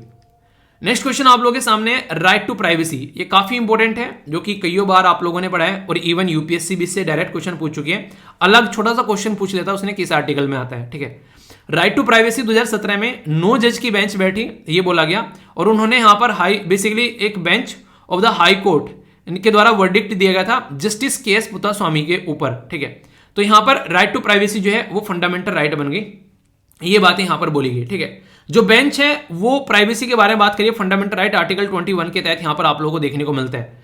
तो सही स्टेटमेंट यहां पर क्या है? आप लोग बड़ा ही कॉमन सा स्टेटमेंट है, अगर पढ़ोगे तो आसानी से गलती निकाल सकते हो इसके अंदर में। ठीक है, आर्टिकल 21 के द्वारा बोला गया, आंसर आप लोगों को देना है ओनली 1, ओनली 2, बोथ 1 एंड 2, कौन सा सही होगा। ठीक है, अगर रियलिटी में देखा जाए तो इनकरेक्ट पूछा गया है। पता है आप लोगों को ये पूरा, क्योंकि इतनी हजारों बार मैंने पढ़ा रखा है, पर फिर भी आप लोग क्वेश्चन को गलत क्यों कर दोगे? क्योंकि यहां पर इनकरेक्ट पूछा गया है। तो क्वेश्चन को ध्यान से पढ़ना भी एक प्रैक्टिस है, और ये प्रैक्टिस आप लोगों को घर पर बैठकर करनी है, एग्जामिनेशन हॉल में नहीं करनी है। सबसे बड़ी बात क्या है, आप लोगों को समझना चाहिए कि संविधान में जब संशोधन के बारे में बात करते हैं तो यहां पर ये जो बात की जा रही है, तो ये 9 जज की बेंच है, बिल्कुल सही है, पर लेकिन यहां पर हाई कोर्ट कहां से आ गया? ठीक है, तो ये आप लोग देखिए, ये सुप्रीम कोर्ट का था। आप लोग फ्लो में पढ़ के निकल जाओगे, यार सब कुछ तो सही लिखा हुआ है, पर लेकिन ये छोटी सी मिस्टेक आप लोगों को ले डूबेगी। तो ये पूरा का पूरा मुद्दा आप लोग याद रखिएगा, 2017 का सुप्रीम कोर्ट के द्वारा यहां पर वर्डिक्ट दिया गया, और राइट टू प्राइवेसी को फंडामेंटल राइट बनाकर पार्ट 3 में यहां पर डाल दिया गया, और हर एक इंसान की खुद की प्राइवेसी है यहां पर। तो आंसर क्या हो गया? आंसर आप लोगों के सामने हो गया यहां पर ए। क्यों? क्योंकि इनकरेक्ट पूछा गया है, करेक्ट पूछा जाता तो आप लोगों का आंसर होता बी। तो इस तरीके से आप लोगों को देखना है। तो सारा का सारा टॉपिक तैयार, बैकग्राउंड इंफॉर्मेशन, न्यूज में क्यों है, यहां पर स्टैटिक पोर्शन, संविधान के अंदर क्या लिखा हुआ है, आंसर राइटिंग, क्वेश्चन प्रैक्टिस, ऐसे टॉपिक को तैयार करना है। और फिर भी कोई डाउट हो तो पूछ लेना, और फीडबैक अपना जरूर दे दिया करो, जैसे भी आप लोगों को लगता है, लाइक या डिसलाइक कर, और जो भी दिमाग में कोई भी डाउट चल रहा है तो उसको पूछ लेना है। और पॉलिटी के बहुत सारे लेक्चर आप लोग कवर कर रखे हैं, आप लोग पॉलिटी के कोई भी डाउट हो वहां से भी आप लोग लेक्चर देख सकते हैं, ताकि माइंड में सारी क्लैरिटी बनी रहे। ओके दोस्तों, अगर हिस्ट्री में आप लोगों ने थोड़ा सा भी इंटरेस्ट दिखाया होगा, कुछ और अगर आप लोगों को याद हो या ना हो, पर एक ऐसी चीज जिसके बारे में आप लोगों ने सबने सुना होगा, और वो ऐसी चीज जिसने हमारे देश के जो फ्रीडम फाइटर मूवमेंट के जो सेनानी थे उनका सोचने का तरीका चेंज कर दिया, और उसमें से महात्मा गांधी जी भी एक थे। बात की जा रही है जलियांवाला बाग मैसेकर के बारे में, यानी कि जलियांवाला बाग के अंदर में जो नरसंहार हुआ था, उसने देश को झकझोर कर रख दिया था। ये जो घटना क्या बोलूं, बेसिकली दुर्घटना आप लोग बोल सकते हैं, दुर्घटना बोला जाएगा तो ज़्यादा अच्छा रहेगा। ये 13 अप्रैल 1919 में हुई थी। इसको हम लोग बोलते हैं जलियांवाला बाग मैसेकर। तो यहाँ पर बेसिकली अमृतसर पंजाब के अंदर में जो एक पर्टिकुलर एरिया है, वहाँ पर लोग जो है इकट्ठे हुए थे। इकट्ठे क्यों हुए थे, ये कई बार क्वेश्चन पूछा जाता है, आप लोग याद रखिएगा। इकट्ठे इसलिए हुए थे क्योंकि उनको प्रोटेस्ट करना था रॉयल्ट एक्ट के थ्रू। ये क्या एक्ट था, किसी को भी उठाकर आप लोग जेल के अंदर डाल सकते हो, बिना किसी दलील के अरेस्ट कर सकते हो। तो ऐसा गवर्नमेंट कानून लेकर आई थी, ताकि जो उनके खिलाफ नारे लगा रहा है किसी भी तरीके से, या फिर उनके खिलाफ कोई एक्शन ले रहा है, उसको रोका जा सके, एक तरीके से लोगों को कुचला जा सके, आराम से ये कानून लेकर आए। और यहाँ पर सैफुद्दीन किचलू और सत्यपाल, दो उनके लीडर जो हैं वो पकड़ लिए गए अंग्रेजों के द्वारा इस कानून के थ्रू। इसको काला कानून भी बोला गया। तो लोग जो हैं उसके खिलाफ प्रोटेस्ट करने के लिए यहाँ पर इकट्ठे हुए, और जब वो इकट्ठे हुए तब फिर यहाँ पर आप लोगों को पता है जो ब्रिगेडियर जनरल R.E.H. डायर, उसने यहाँ पर क्या किया, अपनी गोरखा जो है बलूच और राजपूत सिख रेजिमेंट को लेकर वहाँ पर पहुंचा। तो उसने लोगों के, निहत्थे लोगों के ऊपर गोलियां बरसाई, और माना जाता है कि बहुत सारे लोगों की वहाँ पर डेथ हो गई। ये जलियांवाला बाग मैसेकर आप लोगों ने सबने सुना होगा। इसी को पैटर्न में पैरेलल में आप लोगों को बताते हुए अब बात करेंगे राजस्थान का जलियांवाला बाग। ए लोस्ट स्टोरी इसको बोला जाता है और ये माना जाता है कि जलियांवाला बाग के बारे में तो हम लोग सब जानते हैं, पर लेकिन ये एक ऐसी स्टोरी है जो कि खो चुकी है हिस्ट्री के पन्नों में और इसके बारे में कोई बात भी नहीं करता है। तो इसीलिए यहाँ पर इसके बारे में आप लोगों से मैं बात करूंगा, जो कि काफी इंपॉर्टेंट है और पता भी होना चाहिए और ट्राइबल कम्युनिटी से रिलेटेड भी है। तो इसलिए भी ट्राइबल मूवमेंट के बारे में कुछ लिखने के लिए आए तो भी आप लोग यहाँ पर इसके बारे में बात कर सकते हैं। डायरेक्ट क्वेश्चन कैसे आप लोगों से पूछा जा सकता है? डायरेक्ट क्वेश्चन आप लोगों का बन सकता है कि what led to Mangarh massacre. तो मानगढ़ भी आप लोग इसको बोल सकते हैं, मानगढ़, या फिर आप लोग एक तरीके से राजस्थान का जलियांवाला बाग। दोनों में से कोई भी चीज अगर लिखी हुई आ जाए तो आप लोगों को कंफ्यूजन नहीं होना चाहिए, आप लोगों को पता होना चाहिए कि इसके बारे में पूछा गया है। ठीक है, अभी कुछ बेसिक फैक्ट्स मैं आप लोगों को बताऊंगा जिससे आप लोग इसको और अच्छे से कनेक्ट कर पाओगे। जैसे कि सबसे पहले अगर बात करें, अगर डेटा के हिसाब से बात करूंगा, जो कि आप लोगों को डेटा जो लिखा हुआ मिलता है ना, वो देखिए आप लोग अगर कहीं पर बात करेंगे ना कि यहाँ पर बहुत सारी चीजें हुई हैं, ठीक है, पर लेकिन बहुत सारे डेटा आप लोगों के छिपा लिए जाते हैं। कोविड-19 के टाइम पर यह बताया गया कि जितने लोगों की बताई गई, जितने लोगों की जान गई है, उससे 8 से 9 गुना लोगों की जान गई है वहां पर, जबकि बताई कम गई थी। ऐसे ही क्या होता है, जब भी कहीं पर कोई लोगों के अंदर गुस्सा फूटता है, वहां पर एक तरीके से कई बार लोकल एरिया में दंगे हो जाते हैं। आप लोगों को पता होगा मुजफ्फरनगर में अंदर जब वहां पर दंगे हुए थे उस टाइम पर यह बताया गया था बहुत सारे लोगों की जान गई, पर लेकिन इन रियलिटी जो डॉक्यूमेंट्स में थे वो काफी कम थे। क्यों? क्योंकि लोकल एरिया के लोगों से जब पूछा गया तो उन्होंने बताया कि बहुत सारे लोगों को ट्रॉली भर भर के पता नहीं कैसे कैसे मारा गया। ये हर जगह आप लोगों को देखने को मिलता है। जब भी कहीं दंगे वगैरह होते हैं गवर्नमेंट छुपा लेती है क्योंकि वो नहीं चाहती कि और ज्यादा चीजें आगे बढ़ के। तो यहां पर ये आप लोग बोल सकते हैं। जब जलियांवाला बाग मैसेकर हुआ उस टाइम पर माना जाता है कि यहां पर लगभग 379 तो इतने लोगों की यहां पर डेथ हुई, पर लेकिन जब यहां पर राजस्थान का जलियांवाला बाग हुआ तो वहां पर लगभग 1500 लोगों की जान गई, यानी कि इससे लगभग 4 से 5 गुना लोगों की जान जो है वो यहां पर गई। और ये सारी डॉक्यूमेंट्स वाली बातें मैं बता रहा हूं, हो सकता है यहां पर भी और ज्यादा लोगों की जान हो सकता क्या है, और यहां पर भी और ज्यादा आप लोगों को देखने को मिल सकते हैं। 1919 में ये जलियांवाला बाग हुआ जिसके बारे में हम लोग जानते हैं 1913, यानी कि इससे 6 साल पहले ऑलरेडी ऐसा कांड हो चुका था जो कि यहां पर देश को झंझोरने के लिए काफी था, पर लेकिन वो ट्राइबल कम्युनिटी से रिलेटेड था तो इसलिए बहुत सारे लोग जो हैं उसके बारे में जानते नहीं है या फिर उसको उस लेवल पर कनेक्ट नहीं किया गया, ऐसा भी आप लोग यहां पर बोल सकते हो। दोनों ही शब्द अपने आप में जो है वो काफी ज्यादा मायने रखते हैं। यानी कि कहने का मतलब सीधा सीधा यहां पर यह कि ऐसी दुर्घटना पहले भी देखने को मिल चुकी है, पर लेकिन उसको हम लोग ना तो इतना याद करते हैं और ना ही उसके बारे में डिस्कस करते हैं। इसलिए यहां पर यह स्टोरी आप लोगों के सामने है। आप लोगों ने बिरसा मुंडा जी के बारे में पढ़ा है, जिनको भगवान बिरसा मुंडा बोलते हैं। इसी तरीके से यहां पर एक लीडर है जिनका नाम है यहां पर गोविंद गुरु। तो ये काफी इंपॉर्टेंट पर्सनैलिटी है जिसके बारे में आप लोग याद रखिएगा। इनके द्वारा भी मूवमेंट चलाए गए लोगों को सही डायरेक्शन में लाने के लिए, इनके द्वारा लोगों को अपने ऊपर विश्वास करने के लिए, एक दूसरे के साथ में मिलकर इकट्ठा रहने के लिए, जो यूनिटी के बारे में यहां पर बात की जाती थी, तो यूनिटी को यहां पर संप बोला जाता था, SUMP, यानी कि आप लोगों को एक दूसरे के साथ में यूनाइट रहना है, तभी आप लोग अंग्रेजों के साथ में लड़ पाएंगे। इनके द्वारा बोला गया ड्रिंक एल्कोहल, जो भी शराब वगैरह पीते हैं उसको छोड़ दो, तभी आप लोग अपने फोकस को बेसिकली अपने गोल पर शिफ्ट कर पाओगे, और तभी आप लोग सोसाइटी में जो कुरीतियां इनकी बुराइयां हैं, सोशल जो ईविल हैं, उनको आप लोग समाज से हटा पाओगे। ये सारी बातें इनके द्वारा बोली गई और भगत मूवमेंट करके इनके द्वारा चलाया गया 1908 में। तो ये कुछ ऐसी बातें हैं जो आप लोगों से डायरेक्ट पूछी जा सकती है। आगे चलकर इनको डेथ सेंटेंस दे दिया गया और इनकी वाइफ को भी अरेस्ट कर लिया गया था यहाँ पर। तो ये बेसिकली कुछ बातें हैं जो कि आप लोगों को पता होना चाहिए। राजस्थान से पर्टिकुलर अगर आप लोग आते हैं तो आप लोगों के लिए बहुत ही ज्यादा इंपॉर्टेंट ये चैप्टर बेसिकली हो जाता है। ठीक है, तो ये कुछ बातें हैं। अभी जो इंपॉर्टेंट बातें हैं जो आप लोगों को और भी याद रखनी है यहाँ पर, जो आप लोगों को पता होना चाहिए वैसे। ठीक है, जैसे यहाँ पर ये भील कम्युनिटी से कनेक्टेड थे, तो भील जो शब्द होता है, जैसे कि VEEL लिखा होता है, ये भील को बेसिकली ड्राइव किया गया व्हील से, और जो व्हील होता है उसका मतलब होता है धनुष बाण। ठीक है, बो। तो यहाँ पर ये द्रविडियन लैंग्वेज में आप लोगों को देखने को मिलता है। तो भील ट्राइबल कम्युनिटी से ये निकल कर आते थे। तो भील जो लैंग्वेज है यहाँ पर उसको भी यूज किया जाता है यहाँ पर। और ये जो भील कम्युनिटी है गुजरात, मध्य प्रदेश, छत्तीसगढ़, महाराष्ट्र, राजस्थान, कई सारे एरिया में आप लोगों को यहाँ पर आज की डेट में देखने को मिलती है। हालांकि कई सारी इनके अंदर सब कैटेगरीज भी होती है। ठीक है, एक तरीके से अलग अलग कम्युनिटी के अलग अंदर सब कैटेगरी आप लोगों को देखने को मिलती है। तो ऐसी भी कई सारी चीजें आप लोग यहाँ पर देख सकते हैं। पर मेनली अगर कम्युनिटी के बारे में बात करें तो अलग अलग एरिया में ये कम्युनिटी पाई जाती है, जिसके साथ में आप लोगों को पता होना चाहिए। अगर कुछ आप लोगों से पूछा जाए तो कम से कम हल्का सा आइडिया आप लोगों को उसके बारे में रहेगा, तो आप लोग समझ पाएंगे। इसी के साथ में अगर पर्सनैलिटी के बारे में आप लोगों से बात करूं, जैसे आप लोगों को पता है कई बार क्वेश्चन पूछा जाता है, गांधी जी के द्वारा जब चंपारण मूवमेंट चलाया गया बिहार के अंदर में, उस टाइम पर उनको किसने सपोर्ट, मतलब कौन पर्टिकुलर पर्सनैलिटी थे उन्होंने बुलाया था और किसके साथ मिलकर वो मूवमेंट यहां पर चलाया गया था, उनका नाम आप लोगों को बताना है। ठीक है, ये क्वेश्चन आप लोगों से पूछा जाता है और मैंने भी कई बार आप लोगों को बता रखा है। टेलीग्राम पर मैंने इन मूवमेंट के बारे में शेयर किया था, अगर आप लोगों ने देखा होगा तो आप लोग जरूर बता सकते हैं।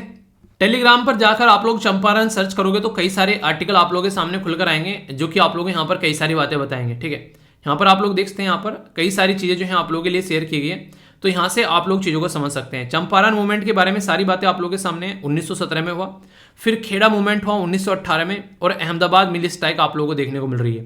तो ये कुछ ऐसी बातें हैं जिनके बारे में आप लोग जाकर सर्च कर पढ़ भी सकते हैं। ठीक है, तो यहाँ पर जो बात की जा रही है तो वही है, यहाँ पर जैसे वहां पर चंपारण मूवमेंट में किसी के द्वारा इन्वाइट किया गया था गांधी जी को, उस टाइम पर चीजें चली ऐसे। यहाँ पर याद रखिएगा जो गोविंद गुरु जी हैं यहाँ पर, ये कनेक्ट थे यहाँ पर अपनी एज में स्वामी दयानंद सरस्वती जी के साथ में, स्वामी दयानंद सरस्वती।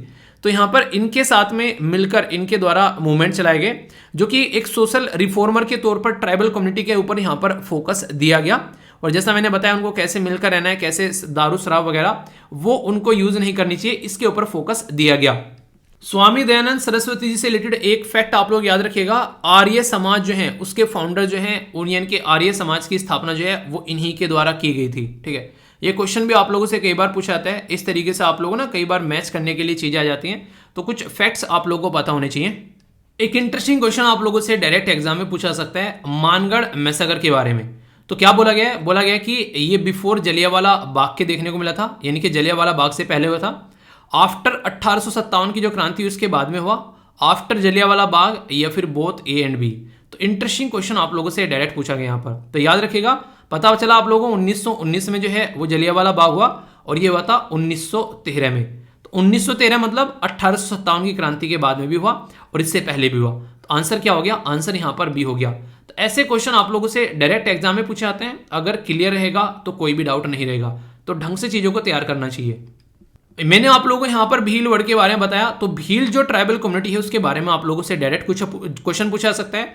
बोला गया कि जो वर्ड भील है वो ड्राइव होता है व्हील से। ठीक है, जो बोझ इसका मतलब आप लोगों को देखने को मिलता है, यानी कि धनुष द्रविडियन लैंग्वेज। यहाँ पर जो लंगोट क्षत्रिय ये भील है, यहाँ पर बोला गया ये बेसिकली जो उगालिया भील अगर बात की जाए तो बेसिकली आप लोगों को देखने को मिलेंगे यहाँ पर ये क्षत्रिय हैं और जो कहीं ना कहीं एक तरीके से फॉरेस्ट के अंदर गए मुगल के टाइम पर।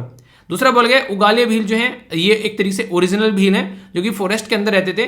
तो यहाँ पर ये आप लोगों को देखने को मिलेगा मेनली मध्य प्रदेश वाले रीजन में। कौन सी स्टेटमेंट करेक्ट है, only one, only two, all three, या फिर नन ऑफ द अबव। तो यहाँ पर आप लोग देख सकते हैं ये स्टेटमेंट का सही ये है और ये का ये है, इनको अपोजिट कर दिया गया है। ठीक है, हालांकि ये स्टेटमेंट यहाँ पर चेंज की जा सकते थे। ठीक है, ये यहाँ पर अलग हो गया और यहाँ पर ये अलग हो गया, तो इस तरीके से दोनों की दोनों स्टेटमेंट जो है वो इनकरेक्ट हो गई। ठीक है, तो आंसर क्या हो गया यहाँ पर, आंसर इसका ए हो गया। तो इस तरीके से आप लोगों से डायरेक्ट क्वेश्चन पूछे जा सकते हैं। और ये हो गया आप लोगों यहाँ पर आंसर राइटिंग का, जिसकी आंसर राइटिंग आप लोगों को करनी है। कोई भी कंफ्यूजन यहाँ पर इससे रिलेटेड नहीं होना चाहिए। ओके, बेसिक इन्फॉर्मेशन है, एक एक पॉइंट जो है माइंड में क्लियर होना चाहिए। दोनों को कंपेयर करके भी दिखा दिया। अब यहाँ से आगे हम लोग बात करेंगे, वो करेंगे ट्राइबल कम्युनिटी के बारे में, जो कि एक इंपॉर्टेंट अलग से टॉपिक बन जाता है, जहां से डायरेक्ट क्वेश्चन आप लोगों के लिए पूछे जाते हैं। जब हम लोग बात करते हैं ट्राइबल कम्युनिटी के बारे में, हिंदी में हम लोग बोलते हैं आदिवासी।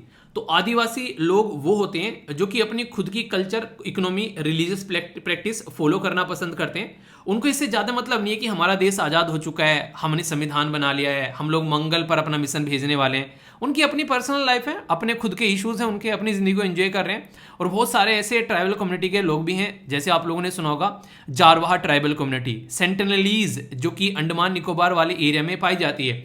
वहां पर तो जो लोग हैं उनको अब तक एक तरीके से जो पुराने टाइम पर होते थे ना, जैसे खेती करना नहीं जानते थे, बस जंगल पे जो पेड़ पौधों पे से फल फ्रूट्स मिले वो खा लिए, और उसी के साथ में ऐसा थे एक तरीके से मछली वगैरह पकड़ ली थोड़ी बहुत, और अपना एक तरीके शिकार विकार कर जिंदा रह लिए। तो वो वाली जिंदगी वो आज भी इंजॉय कर रहे हैं। तो जब हमारे संविधान निर्माताओं से पूछा गया कि यार जो ट्राइबल कम्युनिटी है उनको कैसे लेकर चलना चाहते हैं, तो यहाँ पर उसमें भी कई सारी बातें यहाँ पर की गई।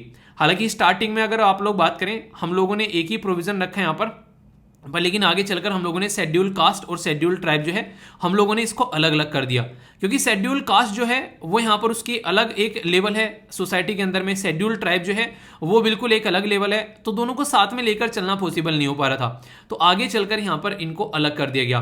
पर लेकिन स्टार्टिंग में एक ही जगह यहाँ पर रखा गया था। कल्चर एक डिफरेंट है यहाँ पर, तो उसके चलते ध्यान में रखते हुए संविधान निर्माताओं को पता था, इसीलिए संविधान में रिलेटेड आर्टिकल देखने को मिलेगा, जैसे आर्टिकल 366 वो डिफाइन करता है कि ट्राइबल कम्युनिटी है, ठीक है, एक तरीके से ऐसे ग्रुप हमारे देश के अंदर में है।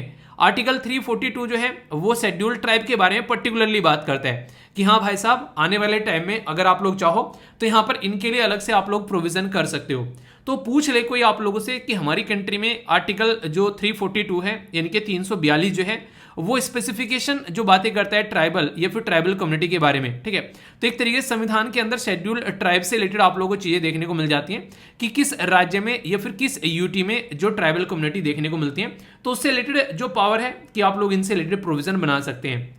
अगर सबसे इंटरेस्टिंग बात मैं आप लोगों को यहाँ पर बताऊं, आप लोग थोड़ा सा सुन के यहाँ पर एक तरीके से हैरान भी होंगे और थोड़ा सा आप लोगों का इंटरेस्ट भी यहाँ पर जनरेट होगा। अकॉर्डिंग टू द सेंसस यानी कि जो जनगणना है 2011 की, उसके हिसाब से अगर बात करूं, कोई आप लोगों से पूछ ले कि हमारे देश में टोटल ट्राइबल कम्युनिटी कितनी है, तो टोटल जो पॉपुलेशन हमारे देश में है उसमें से लगभग 8.5% जो है आप लोग बोल सकते हैं वो ट्राइबल कम्युनिटी है। ये जनगणना 2011 की बात कर रहा हूं मैं आप लोगों से, तो बड़ा ही प्यारा सा क्वेश्चन बन सकता है। 97% जो है आज के डेट में वो गांव वाले एरिया में रहते हैं, एक तरीके से बोल सकते हैं आप लोग, ठीक है। कुछ पोर्शन ऐसे जो कि आप लोगों को देखने को मिलेगा 10.03%, ये अर्बन एरिया में भी आप लोगों को देखने को मिलेंगे। कुछ ऐसे नहीं जैसे आप लोगों ने सुना होगा कि यार हाँ, जैसे कि मेरा बोलो तो मैं शहरी भी हूँ और मैं गांव का भी हूँ, यानी कि मैं दोनों जगह जाकर रहता हूँ, तो बहुत सारे ऐसे कॉमन भी आप लोगों को देखने को मिल जाएंगे। आज भी मेरा गांव है, वहाँ पे घर है, मम्मी पापा रहते हैं वहाँ पर, क्योंकि मुझे इंटरनेट की अवेलेबिलिटी चाहिए होती है, ये सारी चीज़ें चाहिए होती हैं, और थोड़ा अपना भी जो चीज़ें चलती हैं बाहर, तो इसलिए मुझे बाहर रहना पड़ता है एक तरीके से। इस तरीके से आप लोग समझ सकते हैं, ठीक है। अगर बात करूं, अगर डेकेडल मतलब एक दशक के अंदर में, दशक मतलब 10 सालों के अंदर में जो ग्रोथ आया है ट्राइबल पॉपुलेशन के मामले में 2001 से लेके 2011 तक का, तो ये 23.66% आप लोगों को देखने को मिलेगा। यानी कि ट्राइबल जो आदिवासी कम्युनिटी की जो पॉपुलेशन है वो ज्यादा बढ़ी है एज कंपेयर टू अगर हम लोग अपनी जो अब पॉपुलेशन के बारे में बात करें। हमारी पॉपुलेशन लगभग 17% के करीब आप लोगों को देखने को मिलेगा ग्रोथ हुआ है, जबकि ट्राइबल कम्युनिटी की जो है वो 23% का ग्रोथ आप लोगों को देखने को मिलेगा। यानी कि एक तरीके से उनकी कम्युनिटी में ज्यादा ग्रोथ हुई है, ऐसा आप लोग बोल सकते हैं। अब बात करते हैं सेक्स रेशियो के बारे में। सेक्स रेशियो के बारे में मतलब अगर बात करते हैं सेक्स रेशियो, तो इसको डिफाइन करने का एक पैमाना हम लोगों ने मान रखा है। पैमाना मतलब क्या है, यानी कि अगर हम लोग सेक्स रेशियो देखेंगे कि 1000 लड़के हैं उन पे कितने लड़कियां हैं, यानी कि अगर हम लोग शादी कराने आ जाएं एक लड़के का एक लड़की के साथ में, तो क्या यहाँ पर सब लड़कों की सब लड़कियों के साथ में शादी हो जाएगी, तो इसको बोलते हैं सेक्स रेशियो। तो ओवरऑल पॉपुलेशन जो है यहाँ पर वो 940 देखने को मिलेगा फीमेल। अगर बात करते हैं मेल के हिसाब से, शेड्यूल ट्राइब के अंदर में आप लोगों को यहाँ पर 990 के करीब यहाँ पर देखने को मिलता है। यानी कि शेड्यूल ट्राइब की जो यहाँ पर पॉपुलेशन का सेक्स रेशियो है वो ज़्यादा अच्छा है एज कंपेयर टू हम जैसे पढ़े लिखे लोगों के कंपेयर में। यानी कि वो भ्रूण हत्याएं जैसी चीज़ें आप लोगों को वहाँ पर नहीं देखने को मिलेगी, लड़कियों को गर्भ में मारने वाली चीज़ें वहाँ पर नहीं देखने को मिलेगी। तो उनको अगर कोई बच्चा हो गया तो फिर वो सही है, ठीक है। RR मूवी देखी आप लोगों ने, बड़ी ही शानदार मूवी है। आप लोगों ने देखा होगा अपने एक बच्चे के लिए, एक लड़की के लिए यहाँ पर वो कितना बड़ा तांडव क्रिएट कर देते हैं। वो वाला सीन तो बड़ा ही खतरनाक है, जो जाकर नहीं पूरे जंगल के शेर और वो भालू वगैरह पकड़ के पूरा उसमें छोड़ देता है उसके अंग्रेजों के महल में ले जाकर, वो वाला बड़ा खतरनाक सीन लगता है। तो आप लोग उससे समझ सकते हैं कि एक तरीके से वहां पर कितने अच्छे से एक आप लोग एक यूनिटी बोल सकते हैं। और इसी के साथ में वहां पर मेल और फीमेल वाला जो एक डिवाइड होता है वो भी काफी कम आप लोगों को देखने को मिलता है। तो बच्चे को बच्चे की तरीके से वहां पर वो ट्रीट करते हैं, ये आप लोग बोल सकते हैं। ये बड़ा ही प्यारा सा पॉइंट है जो कि आप लोगों को पता होना चाहिए। अभी आप लोगों से मैं पूछ लूं कि हमारे देश में जो ट्राइबल पॉपुलेशन है वो सबसे ज्यादा कौन से राज्य के अंदर पाई जाती है, तो आप लोगों को पता होना चाहिए कम से कम 5 सबसे ज्यादा ट्राइबल पॉपुलेशन वाले राज्य कौन से हैं। तो पहले नंबर पर आता है मध्य प्रदेश, दूसरे नंबर पर आता है महाराष्ट्र, तीसरे नंबर पर आता है उड़ीसा, चौथे नंबर पर आता है राजस्थान और 5वें नंबर पर आता है गुजरात। मतलब जब मैं पहली बार पढ़ा था कि ऐसा कुछ है तो मुझे यकीन हुआ, मैंने कहा महाराष्ट्र में ट्राइबल कम्युनिटी पाई जाती है और गुजरात के अंदर में भी। यानी ऐसा लगता है सुनने में कि काफ़ी डेवलप राज्य हैं और एक तरीके से काफ़ी एक बॉलीवुड इंडस्ट्री के बारे में हम लोग बात करते हैं और गुजरात के डेवलपमेंट मॉडल के बारे में बात करते हैं। पर लेकिन यहाँ पर आप लोग समझ सकते हैं कि टॉप 5 राज्यों में इनके नाम आप लोगों को देखने को मिल जाएंगे। बाकी झारखंड, छत्तीसगढ़, आंध्र प्रदेश, वेस्ट बंगाल और कर्नाटका ये आप लोगों को यहाँ पर नजर आएंगे जब हम लोग बात करते हैं कि 10 टॉप राज्य जहां पर ट्राइबल कम्युनिटी पाई जाती है। पहले वाली स्लाइड में मैंने बात की कौन से राज्य में पॉपुलेशन ट्राइबल पाई जाती है सबसे ज्यादा है, ये बात की। पर लेकिन अगर बात करें एरिया में, मान लीजिए एक एरिया यहाँ पर है, ये है एरिया, ठीक है, ये एरिया मान लीजिए 10 स्क्वायर किलोमीटर का एरिया है, ठीक है, ये यहाँ पर 10 स्क्वायर किलोमीटर का एरिया हो गया, तो मान लीजिए इसमें जो है 5 आदमी पाए जाते हैं इतने बड़े एरिया में। पर लेकिन एक एरिया हो गया यहाँ पर 1 स्क्वायर किलोमीटर का, उसमें अकेले में ही 100 आदमी पाए जाते हैं, ठीक है। तो यहाँ पर क्या हो गया, कॉन्सेंट्रेशन ज्यादा हो गया यहाँ पर, यानी कि कम एरिया में ज्यादा लोग पाए जा रहे हैं। तो इस तरीके से समझ सकते हैं। तो ऐसे कौन से राज्य है जहां पर हाई कॉन्सेंट्रेशन है, यानी कि हाईएस्ट कॉन्सेंट्रेशन, यानी कि कम एरिया में ज्यादा लोगों का रहना शेड्यूल ट्राइब का, तो सबसे ज्यादा आप लोगों को लक्षद्वीप वाले रीजन में देखने को मिलेगी। लोकेशन कहां पर, अगर आप लोग लक्षद्वीप की देखना चाहते हैं तो ये आप लोगों को देखने को मिलेगी अरेबियन सी के अंदर में। एग्जैक्ट लक्षद्वीप की लोकेशन है आप लोगों के सामने। तो हमारे देश में सबसे ज्यादा कॉन्सेंट्रेशन जो ट्राइबल कम्युनिटी की है वो आप लोगों को लक्षद्वीप के अंदर नजर आएगी। दूसरे नंबर पर आप लोगों को मिजोरम, फिर नागालैंड, फिर मेघालय और फिर अरुणाचल प्रदेश। यानी कि मोटे मोटे तौर पर आप लोग देखो तो लक्षद्वीप को अगर आप लोग छोड़ दो यहाँ पर, तो बाकी के नॉर्थ ईस्ट के आप लोगों को राज्य देखने को मिलेंगे जहां पर पॉपुलेशन डेंसिटी जो है वो सबसे ज्यादा नजर आती है। फिर दादर है नगर हवेली, फिर है मणिपुर, सिक्किम, त्रिपुरा, छत्तीसगढ़, झारखंड, उड़ीसा, मध्य प्रदेश, गुजरात और राजस्थान। तो ये आप लोग को काफी लो लेवल पर देखने को मिलेंगे। यानी कि यहाँ पर कॉन्सेंट्रेशन कितनी हाई है पॉपुलेशन जो ट्राइबल कम्युनिटी की, तो उससे एक अंदाजा लगा सकते हैं कि ज्यादातर ट्राइबल कम्युनिटी जो है इन एरिया में आप लोगों को यहाँ पर देखने को मिलती है। और ये ऐसी ट्राइबल कम्युनिटी है जो अपनी कल्चर, अपनी लाइफ को एंजॉय करते हैं। इसीलिए जो मैंने आप लोगों को एक पर्टिकुलर ट्रिक बताई थी कि ATM, ठीक है, ये 6th शेड्यूल के अंदर आप लोगों को देखने को मिलती है संविधान के अंदर में। इसमें मणिपुर नहीं है, नॉर्थ ईस्ट वाले एरिया की जब हम लोग बात करते हैं, ठीक है। तो यहाँ पर आप लोगों को अरुणाचल प्रदेश, इसी के साथ में त्रिपुरा, मिजोरम और एक क्या रह गया, मेघालय। तो इस तरीके से आप लोग समझ सकते हैं। तो यहाँ पर काफी ज्यादा कॉन्सेंट्रेशन आप लोगों को ट्राइबल कम्युनिटी की देखने को मिल जाती है। आप लोग अपनी लाइफ को एंजॉय कर रहे हैं, पर लेकिन एंजॉयमेंट के साथ में कोई ना कोई चैलेंज देखने को जरूर मिलते होंगे। जैसे कि यार जॉब नहीं लग रही है, ठीक है, लड़कियों के साथ में बातें करें तो लड़कियां बोलती हैं कि घर से प्रेशर आ रहा है शादी करने का। तो इसी के साथ में पढ़ाई करने में मन नहीं लग रहा है, इरिटेशन हो रही है, पता नहीं ऐसा लग रहा है कि कहाँ जिंदगी रुक सी गई है। तो हर एक इंसान की जिंदगी में चैलेंज है, पर लेकिन उनका सोल्यूशन आप लोगों को खोजना पड़ेगा, तभी जिंदगी आगे बढ़ पाएगी।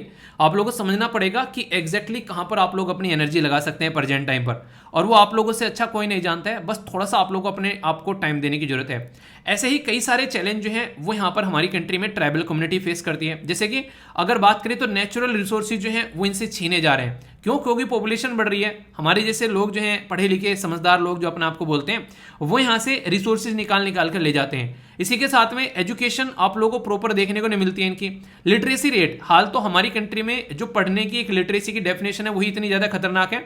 किसी को अपना नाम लिखना पढ़ना आ गया तो वो इंसान जो है पढ़ा लिखा माना जाता है।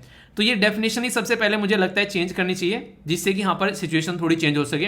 हेल्थ और न्यूट्रिशन का लेवल जो है काफी कम देखने को मिलेगा, और कई सारे जेंडर इशू भी यहाँ पर निकल कर आते हैं। तो यानी कि एक तरीके से कई सारे इशू आप लोगों को यहाँ पर मेल और फीमेल के भी देखने को मिलेंगे। खासकर अगर ट्राइबल कम्युनिटी के बारे में बात करें, आप लोगों ने देखा होगा कई सारी ट्राइबल कम्युनिटी के बारे में आप लोगों से जिक्र भी किया गया है कि वुमेन को इतने अधिकार नहीं मिलते हैं जो मेल डोमिनेटेड सोसाइटी कई जगह देखने को मिलती है। पर लेकिन नॉर्थ ईस्ट में ऐसी भी ट्राइबल कम्युनिटी है, मैंने आप लोगों को बताया था, बताइए, शायद आप लोगों को याद होगा, आर्टिकल थोड़े दिन पहले डिस्कस किया था।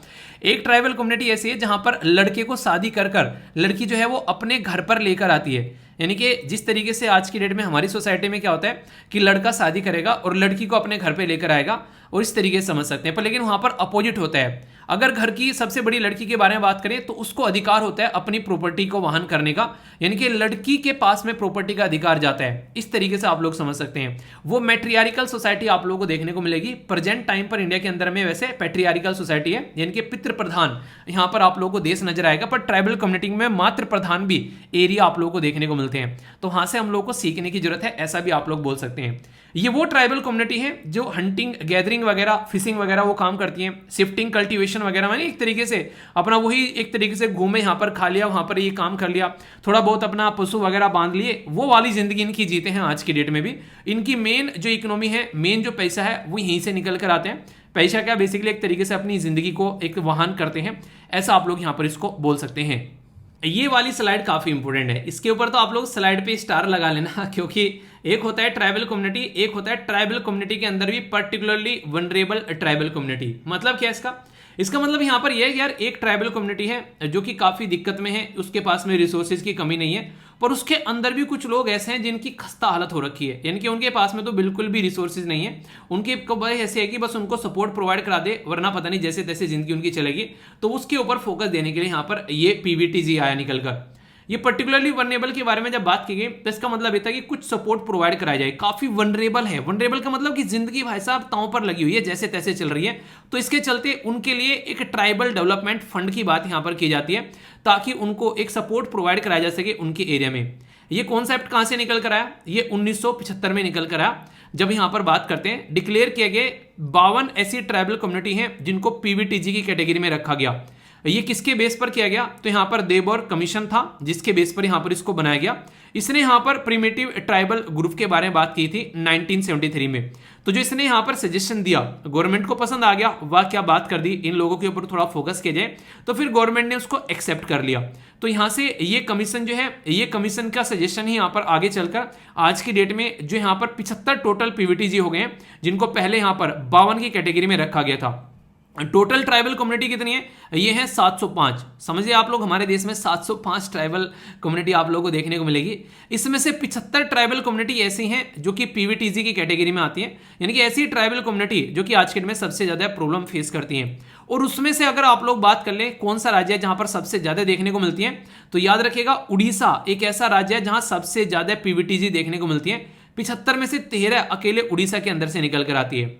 और हमारी कंट्री की जो प्रेजेंट टाइम पर जो प्रेसिडेंट अभी यहाँ पर हमारे देश में है, मुर्मू जी, वो भी एक ट्राइबल कम्युनिटी से ही निकल कर आती हैं। उस ट्राइबल कम्युनिटी का नाम क्या है ये आप लोगों को बताना है। देखता हूँ कौन से आंसर देता है, ठीक है। ये मैंने अलग से एक स्पेशल वीडियो बनाकर आप लोगों को पढ़ाया भी था। तो वो ट्राइबल कम्युनिटी से आती है और ट्राइबल कम्युनिटी के कोई भी इशू जब होते हैं तो उनको काफी डिटेल में डिस्कस करती है। उड़ीसा गवर्नमेंट के बारे में बात करें तो आइडेंटिफाई करे हैं उनके द्वारा लगभग 888 विलेज एक इसी के साथ में जो PVTG एरिया है, ताकि उनको सपोर्ट प्रोवाइड कराई जा सके। बड़ा ही इंटरेस्टिंग सा क्वेश्चन बन जाता है कई बार कि हमारे देश में हर एक राज्य के अंदर ट्राइबल कम्युनिटी है, ऐसा देखकर आप लोगों को बोल देंगे, आप लोग बोलेंगे यार सर ने पढ़ाया तो था कि हाँ है तो, पर लेकिन क्या सारे राज्यों के बारे में पढ़ाया था? ऐसा नहीं था, ठीक है। इसलिए कहता हूं ध्यान से सुना करो, फिर ये मत बोलना क्वेश्चन कहां से बन गया। भाई साहब यहां से बन जाएगा और फिर आप लोग बोलोगे पढ़ाया नहीं था। पढ़ाया तो था पर आप लोगों ने ढंग से सुना नहीं था, ठीक है। तो 18 स्टेट और यूनियन टेरिटरी ऐसे हैं जहां पर ट्राइबल कम्युनिटी पाई जाती है 2011 के सेंसस के हिसाब से। तो ये काफी इंपॉर्टेंट टॉपिक आप लोगों का यहाँ पर बन जाता है। तो इस तरीके से चीजें आप लोगों को समझ के चलनी है, ठीक है। तो कोई भी कंफ्यूजन आप लोगों को इससे रिलेटेड नहीं होना चाहिए। कुछ क्वेश्चन होंगे जिनके आंसर आप लोगों को देने हैं, देखता हूं कौन कौन यहां पर सही आंसर देता है। इससे आप लोगों का पता चलेगा कितने अच्छे से आप लोगों ने चीजों को सुना है और समझा है। सबसे पहले अगर बात करते हैं 6th शेड्यूल के अंदर में बोला जा रहा है कि कौन कौन से राज्य जो हैं वो कवर होते हैं, ये आप लोगों को बताना है। ए में बोला गया आसाम, बी 2 में बोला गया नागालैंड, 3 में बोला गया मेघालय, 4 में बोला गया क्या, ये बोला गया त्रिपुरा। तो सही आंसर यहां पर क्या है अगर आप लोगों से पूछूं, याद आ रहा है कुछ मैंने आप लोगों को बोला था ATM के अंदर मनी नहीं है, ठीक है। तो ATM के अंदर N तो कहीं भी नहीं है, तो नागालैंड होगा यहाँ पर, तो नागालैंड यहाँ पर नहीं होगा, ठीक है। तो आंसर क्या हो गया? आंसर यहाँ पर C हो गया। फिर से एक बात बोल दूं आप लोगों को, वीडियो को पॉज कर क्वेश्चन को अटेम्प्ट करो तो मजा आएगा आप लोगों का। क्वेश्चन का जैसे आंसर दोगे आप लोगों के अंदर कॉन्फिडेंस आएगा, और उसी का पर्पज है बेसिकली मेरा, ताकि आप लोगों के अंदर कॉन्फिडेंस आए। यही चाहता हूं मैं, और इसी बेस पर आप लोगों को यहाँ पर ये चीजें अटेम्प्ट करवा रहा हूँ, ठीक है। तो ये काम आप लोग जरूर करिए, इससे आप लोग चीजों को अच्छे से इंजॉय भी कर पाओगे, ओके।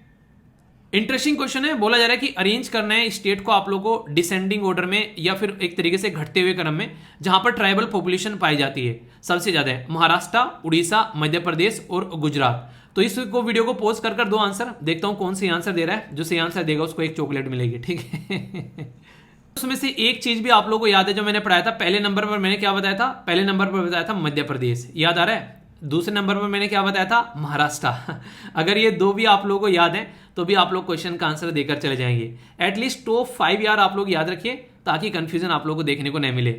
इंटरेस्टिंग क्वेश्चन है, आप लोगों को अटेम्प्ट करने के बाद में मजा आएगा कि हाँ ऐसे भी क्वेश्चन एग्जाम में बन जाते हैं। और यहाँ पर 4 स्टेटमेंट है आप लोगों के सामने, आप लोगों को ढूंढना है कि करेक्ट स्टेटमेंट कौन सी है। बोला गया यहाँ पर देबोर कमीशन जो है उसके द्वारा रिकमेंड किया गया प्रिमिटिव ट्राइबल ग्रुप बनाने के लिए, जिसको PTG बोला गया 1973 में। इसी के साथ में 75 जो PVTG हैं आउट ऑफ 705 शेड्यूल जो ट्राइब हैं, ये यहाँ पर आप लोगों को देखने को मिलेगी। नेक्स्ट बोला गया उड़ीसा के अंदर हाईएस्ट PVTG है। PVTG है वो हर एक राज्य में आप लोगों को फैली हुई नजर आएंगी। तो सही आंसर क्या है अगर मैं आप लोगों से पूछूं, अगर आप लोगों को कुछ नहीं पता है, पूरे इसमें सारा कुछ नहीं पता है, और आप लोगों को मेरी एक स्टेटमेंट याद रह गई है कि हाँ सर ने ये बोला था कि हर एक राज्य में तो यार ट्राइबल कम्युनिटी नहीं है, अगर ये छोटी सी बात भी आप लोगों को याद रह गई ना, तो यहाँ से आप लोग आराम से क्वेश्चन का आंसर दे सकते हैं कि हाँ फोर्थ स्टेटमेंट गलत है, और फोर्थ अगर गलत हो जाती है तो यहाँ, तो ऐसे आप लोगों से कई बार यूपीएससी में क्वेश्चन बनते हैं। तो इस तरीके से प्रिपरेशन करो ताकि एक भी पॉइंट जो है वो आप लोगों का छूटे ना, जो भी करके जाओ पढ़ के ढंग से शानदार तरीके से। ट्राइबल कम्युनिटी की एक बॉडी आप लोगों को देखने को मिलेगी, इसमें भी कई बार क्वेश्चन बन जाते हैं national commission for scheduled tribe के बारे में, ठीक है। ये national commission for scheduled tribe जो है बोला गया एक संवैधानिक बॉडी है, इसी के साथ में बोला गया आर्टिकल 338A के अंदर आती है। नेक्स्ट यहां पर बोला गया कि इसके member are not eligible for appointment more than 1 term, ये यहां पर बोला गया। तो ये काफी इंटरेस्टिंग क्वेश्चन है, अगर बात करें, चलिए अटेम्प्ट करिए, फिर अभी आंसर बताऊंगा तो आप लोग समझ जाएंगे। ये भी पूरा एक अलग से टॉपिक हो जाता है, national commission for scheduled tribe के बारे में अलग से एक बॉडी होगी, आप लोगों का क्वेश्चन बन जाता है। तो ए में बोला गया 1 and 2, बी में बोला गया 2 and 3, सी में बोला गया 1 and 3, डी बोला गया ऑल ऑफ द अबव। तो सही आंसर क्या है? सही आंसर है यहाँ पर ए, बोला गया है कि member are not eligible appointment for more than 1 term. तो ऐसा नहीं है यहाँ पर, ये मोर देन 2 टर्म है ना कि 1 टर्म, तो ये एक स्टेटमेंट है यहाँ पर। बाकी यहाँ पर पहले national commission for scheduled tribe और शेड्यूल कास्ट जो था वो एक जगह हुआ करता था, फिर 19 फरवरी 2004 में यहाँ पर जो 338 आर्टिकल है उसके अंदर एक और नया आर्टिकल ऐड कर दिया जिसको 338A बोला। मैंने आप लोगों को हमेशा बोला है किसी भी आर्टिकल के सामने A, B, C, D capital में लिखा हो तो इसका मतलब यह है कि संविधान में संशोधन करके उसको ऐड किया गया है, ओरिजिनली वो संविधान के अंदर नहीं हुआ करता था। 89th जो कॉन्स्टिट्यूशन अमेंडमेंट किया गया था वो 2003 में किया गया, तो इसलिए यहां पर ये एक संवैधानिक बॉडी भी हो गया, आप लोग यहां पर समझ सकते हैं। किस मिनिस्ट्री के अंडर में आता है? तो ministry of social justice and empowerment के अंडर में आते हैं। इसके मिनिस्टर कौन है ये आप लोग कमेंट बॉक्स में बता दीजिए। अगर बात करें यहाँ पर तो ये कैसे जो ट्राइबल कम्युनिटी को आगे लेकर चलना है उसके बारे में बात करते हैं। एटलीस्ट एक मेंबर महिला होगी, चेयरपर्सन, वाइस चेयरपर्सन और दूसरे मेंबर होंगे जो कि 3 साल के लिए चुने जाते हैं और 2 टर्म के लिए मैक्सिमम इनको चुना जा सकता है। तो ऐसे आंसर यहाँ पर आप लोगों के सामने ए हो गया। एक और क्वेश्चन आप लोगों के लिए यहाँ पर है, इतने सारे क्वेश्चन हो गए आप लोगों को मजा आ गया होगा। ये क्वेश्चन है आप लोगों के लिए काफी इंटरेस्टिंग, बोला जा रहा है कि परसेंटेज वाइज अगर आप लोगों को बताना है ट्राइबल कम्युनिटी कहां पर ज्यादा पाई जाती है। मैंने अभी आप लोगों को बताया था एक पर्टिकुलर मैप में लोकेशन दिखा के, नागालैंड, लक्षद्वीप, मिजोरम, मेघालय। तो अगर आप लोगों को ये पता है ओनली जो लोकेशन मैंने दिखाई है लक्षद्वीप वाली, तो आंसर आप लोगों के सामने होगा यहाँ पर बी। तो यार मैं हमेशा ऐसे ही बोलता हूँ आप लोगों को कि टॉपिक को बिल्कुल ऐसे तैयार आप लोगों को करना है ताकि जब भी आप लोग एग्जाम में बैठो तो आप लोगों को दिक्कतें न देखने को मिले किसी भी तरीके से। चलिए एक और क्वेश्चन इसी बात पर, ठीक है। बात की जा रही है कि आप लोगों को स्टेटमेंट दे रखी है कि शेड्यूल्ड ट्राइब पॉपुलेशन के बारे में अकॉर्डिंग टू द 2011 का जो सेंसस था, तो यहाँ पर ट्राइबल पॉपुलेशन जो है वो बोला गया 8.61% थी टोटल पॉपुलेशन का। ग्रोथ आप लोगों को देखने को मिली है लेस देन टोटल पॉपुलेशन। और तीसरा बोला गया यहाँ पर कि जो सेक्स रेशियो है ओवरऑल जो पॉपुलेशन का वो लेस है, लेस देन द जो ट्राइबल कम्युनिटी के अंदर ये लेस आप लोगों को देखने को मिलेगा, ये बोला गया है। तो क्या स्टेटमेंट करेक्ट है? ए में बोला गया 1 and 2, बी बोला गया 2 and 3, सी बोला गया 1 and 3, डी बोला गया ऑल ऑफ द अबव। तो जो आंसर है वो क्या सही है अगर पूछा जाए तो आंसर है सी से यहाँ पर, यानी कि फर्स्ट और सेकंड सही है। बाकी सारी स्टेटमेंट आप लोगों को यहाँ पर पता है, मैंने सारे ग्रोथ रेट के बारे में डिटेल में आप लोगों को यहाँ पर बता दिए। तो ऐसे क्वेश्चन आप लोगों से बनते हैं एग्जाम में। इंटरेस्टिंग और इंपॉर्टेंट आर्टिकल है यहाँ पर, ये हिंदू न्यूज़पेपर के द्वारा कवर किया गया था, जो कि पानी की रिक्वायरमेंट कैसे देश में बढ़ रही है और क्या क्या चीजें हैं, तो पूरी एक स्कीम कवर करूंगा। यूपीएससी प्रीलिम्स जीएस पेपर 2 के अंदर जो गवर्नमेंट स्कीम होती है वहां पर भी आप लोग देख सकते हैं, ये काफी इंपॉर्टेंट आर्टिकल है। सेंटर के द्वारा अनाउंस किया गया 50% जो गांव में घर है, ठीक है, उनको अभी जो है वो टैप वाटर जो है वो सप्लाई कर चुके हैं, यानी कि रूरल जो हाउस होल्ड है वहां पर पानी पहुंच चुके हैं, ये अभी गवर्नमेंट के द्वारा बताया गया है। तो इससे क्या क्या फायदे यहाँ पर देखने को मिलते हैं? तो जो गांव में महिलाएं हैं उनको दूर नहीं जाना पड़ता है पानी ढोने के लिए सर पर। आप लोगों ने नॉर्मली देखा होगा कई सारे ऐसे एरिया हैं हमारे देश में जहां पर महिलाओं को सर पे पानी ढोना पड़ता है। इसी के साथ में क्वालिटी ऑफ लाइफ जो है वो इंप्रूव होती है, खासकर फैमिली के अंदर, परिवार के अंदर एक साफ सुथरा पानी अगर मिल पाता है तो हेल्थ के ऊपर भी काफी पॉजिटिव इंपैक्ट यहाँ पर ये डालता है। इसी के साथ में अपॉर्चुनिटी मिलती है यहाँ पर स्पेशली गर्ल्स को, जो कि पानी ढोने का काम करती थी, अब वो काम छोड़कर वो एजुकेशन में लग पाएंगी, वरना बहुत दूर दूर यहाँ पर ये पानी लेने जाया करती थी। आप लोगों को बताऊं, आप लोग सुनकर हैरान होंगे, अभी देश के अंदर में कुछ ऐसे भी एरिया हैं जहां पर लोग जो है वो दूसरी शादी करते हैं ओनली इसलिए ताकि एक वाइफ जो है उसको ओनली पानी लाने के लिए रखा जा सके। ऐसे ऐसे भी प्रोविजन है देश के अंदर में। जब मैंने पढ़ा था इसके बारे में मैं काफी हैरान हुआ था और मैंने आप लोगों से डिस्कस भी किया था। तो ऐसे ऐसी भी कंडीशन देखने को मिलती है, यानी कि एक वाइफ इसलिए कि घर में बस पानी ढोने का ही काम करे, तो इतना बड़ा बर्डन है पानी लाने का। अगर 50% भी यहाँ पर कवर हो जा रहे हैं तो बहुत सारी चीजें जो है वो हम लोग सुधार पाएंगे।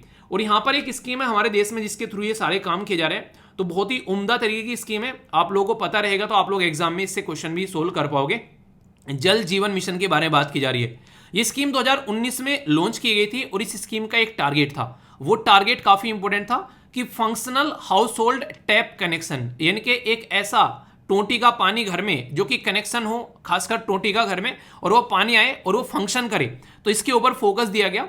हर एक घर में गांव में 2024 तक का पहुंचाना है। ये इस जो जल जीवन मिशन का ये एम है। और 55 लीटर पानी हर एक इंसान के हिस्से में आएगा हर दिन, तो ये इनका टारगेट यहां पर रखा गया। और ये टारगेट रखा गया हमारी कंट्री में जल शक्ति मिनिस्ट्री का। जल शक्ति मिनिस्ट्री किसके अंडर में आती है ये आप लोग बताइए। जो मिशन है यहां पर वो ये है कि सबको पानी सप्लाई किया जा सके, सबके घर में कनेक्शन हो, उसको चेक किया जा सके वाटर की क्वालिटी कैसी है, पीने लायक पानी होना चाहिए। पता नहीं उसमें से गंदी सी बदबू आती रहती है। मुझे अब भी याद है जब मैं दिल्ली में रहा करता था, कई बार ऐसा पानी आता था कि भाई साहब क्या ही बोले, बस कई सारी सिचुएशन खराब रहती थी कई बार, ठीक है। तो ये देखने को मिलता है कई बार आप लोग, अब तो खैर सुधर गई हैं चीजें।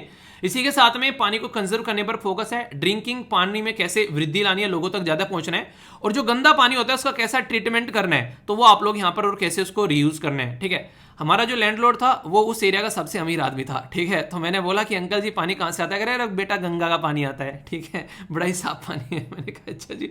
मैंने कहा गंगा या यमुना? तो मैंने कहा, कह रहे अच्छा यमुना। तो मैंने कहा जाकर देखा कितनी साफ है यमुना आपकी। तो ये सारी चीजें हैं, तो सब चलता रहता है। तो आप लोग अपना ध्यान रखिए, थोड़ा सा कोई भी अपना प्यूरीफायर रखिए ताकि बीमार न हो अगर बाहर रहते हैं तो, ठीक है। पानी समिति बनाई गई, इसके तहत यहाँ पर प्रॉपर प्लान बनाए गए कैसे गांव तक जो चीजों को सप्लाई प्रोवाइड करानी है। कंसिस्ट करती है पानी समिति 10 से 15 मेंबर, इसमें 50% वुमेन है यानी कि महिलाएं। सेल्फ हेल्प ग्रुप आप लोगों को देखने को मिलेंगे। इसी के साथ में एक्रीडेटेड सोशल हेल्थ वर्कर और आंगनवाड़ी टीचर भी आप लोग यहाँ पर नजर आएंगे। One time village action plan बनाया गया और ये ग्राम सभा से यहां पर इसको अप्रूव कराया गया ताकि इसको इंप्लीमेंट किया जा सके। सेंट्रल गवर्नमेंट स्टेट गवर्नमेंट मिलकर काम करती है इस स्कीम में, तो ये काफी इंपॉर्टेंट है। 90% तो देती है सेंट्रल गवर्नमेंट, 10% देती है स्टेट गवर्नमेंट। अगर हिमालयन रीजन है और नॉर्थ ईस्ट वाले रीजन है, यानी कि हमारे देश का अगर हिमालय वाला रीजन है, नॉर्थ ईस्ट वाला रीजन है, तो वहां पर ये। दूसरे देशों में 50-50 रहता है, दूसरे एरिया में सूर्य राज्य में। और अगर बात करें यूनियन टेरिटरी में, तो यूनियन की टेरिटरी यानी कि सेंट्रल गवर्नमेंट की टेरिटरी है, तो वहां पर सारा पैसा सेंट्रल गवर्नमेंट देती है, ठीक है। अगर जल जीवन मिशन के बारे में बात करें तो ओवरऑल कवरेज जो है वो हर घर जल योजना के तहत यहां पर 50% इंडिया की जो पॉपुलेशन है टाइप वाटर पानी जो है प्रोवाइड कराया जा चुका है। लगभग 100 डिस्ट्रिक्ट के अंदर में, लगभग 1144 ब्लॉक के अंदर में, लगभग 66,763 ग्राम पंचायत के अंदर में, 1,37,940 विलेज जो कि आज के डेट में हर घर जल वाली कैटेगरी में आ चुके हैं। कई सारे स्टेट और यूनियन टेरिटरी ऐसे जो 100% कवर हो चुके हैं, जैसे state Goa, Telangana, Haryana, Andaman Nicobar union territory, Dadra and Nagar Haveli, Pondicherry, Daman and Diu. अगर आप लोग इन एरिया से आते हैं तो आप लोग बताइए क्या सबके घरों में टोटी का पानी आ चुका है? तो ये आप लोग ही बता सकते हैं। तो गवर्नमेंट सही बोल रही है फिर गलत? अगर बात करें यहाँ पर स्टेट वाइज, तो फास्ट मूविंग यहाँ पर चीजों को अचीव किया जा रहा है। 100% कवरेज करने की कोशिश की जा रही है। पंजाब जो है 99%, हिमाचल प्रदेश 93%, गुजरात 92% और बिहार 90%। तो ये काफी बड़ी बात है कि बिहार बहुत अच्छे से यहाँ पर काम कर रहे हैं। तो ये जल जीवन मिशन जो है इसका टारगेट मैंने भी आप लोगों को बताया 2024 तक का सबको फंक्शनल हाउस होल्ड पानी प्रोवाइड कराना है और पानी को कंजर्व भी करना है। सेंट्रल गवर्नमेंट और स्टेट गवर्नमेंट मिलकर और वाटर हार्वेस्टिंग का काम भी करेंगे और लोकल लेवल पर भी सारे काम किए जाएंगे। तो 2019 में बजट में ये स्कीम अनाउंस की गई थी, मैंने आप लोगों को इसके बारे में पढ़ाया भी था। तो उस तरीके से यहां पर ये चलती आ रही है, ठीक है। तो कोई कंफ्यूजन नहीं होना चाहिए। बात करें अगर जल जीवन मिशन के बारे में बोला गया, 2018 में इसको लॉन्च किया गया। 55 वाटर पानी प्रोवाइड कराया जा रहा है हाउस होल्ड कनेक्शन में और जल जीवन मिशन के तहत यहां पर ये आता है, ठीक है। तो बड़ा ही एक आसान सा क्वेश्चन है आप लोगों के लिए। तो यहां पर 2019 में इसको लॉन्च किया गया, ना कि 2000 इसको बेसिकली 18 में लॉन्च किया गया। तो अगर ये स्टेटमेंट अगर गलत हो जाती है और आप लोगोों को पता है तो आप लोगों का आंसर जो है वो बी हो गया। तो ऐसे क्वेश्चन आप लोगों से सिंपल कई बार मिनिस्ट्री से पूछ लिए आते हैं डायरेक्ट, तो आप लोगों को पता होना चाहिए, कंफ्यूजन कोई नहीं होना चाहिए, ओके। उनके सर पर आकर मारनी पड़ती ना, तब तक इंसान सुधरता नहीं है, तब उसके बाद में बहुत सारी चीज़ें सुधारने स्टार्ट करता है। ऐसा ही एक यहाँ पर ये सिस्टम आप लोगों को देखने को मिलेगा IBDC के बारे में। इसका मतलब क्या है? Indian biological data centre.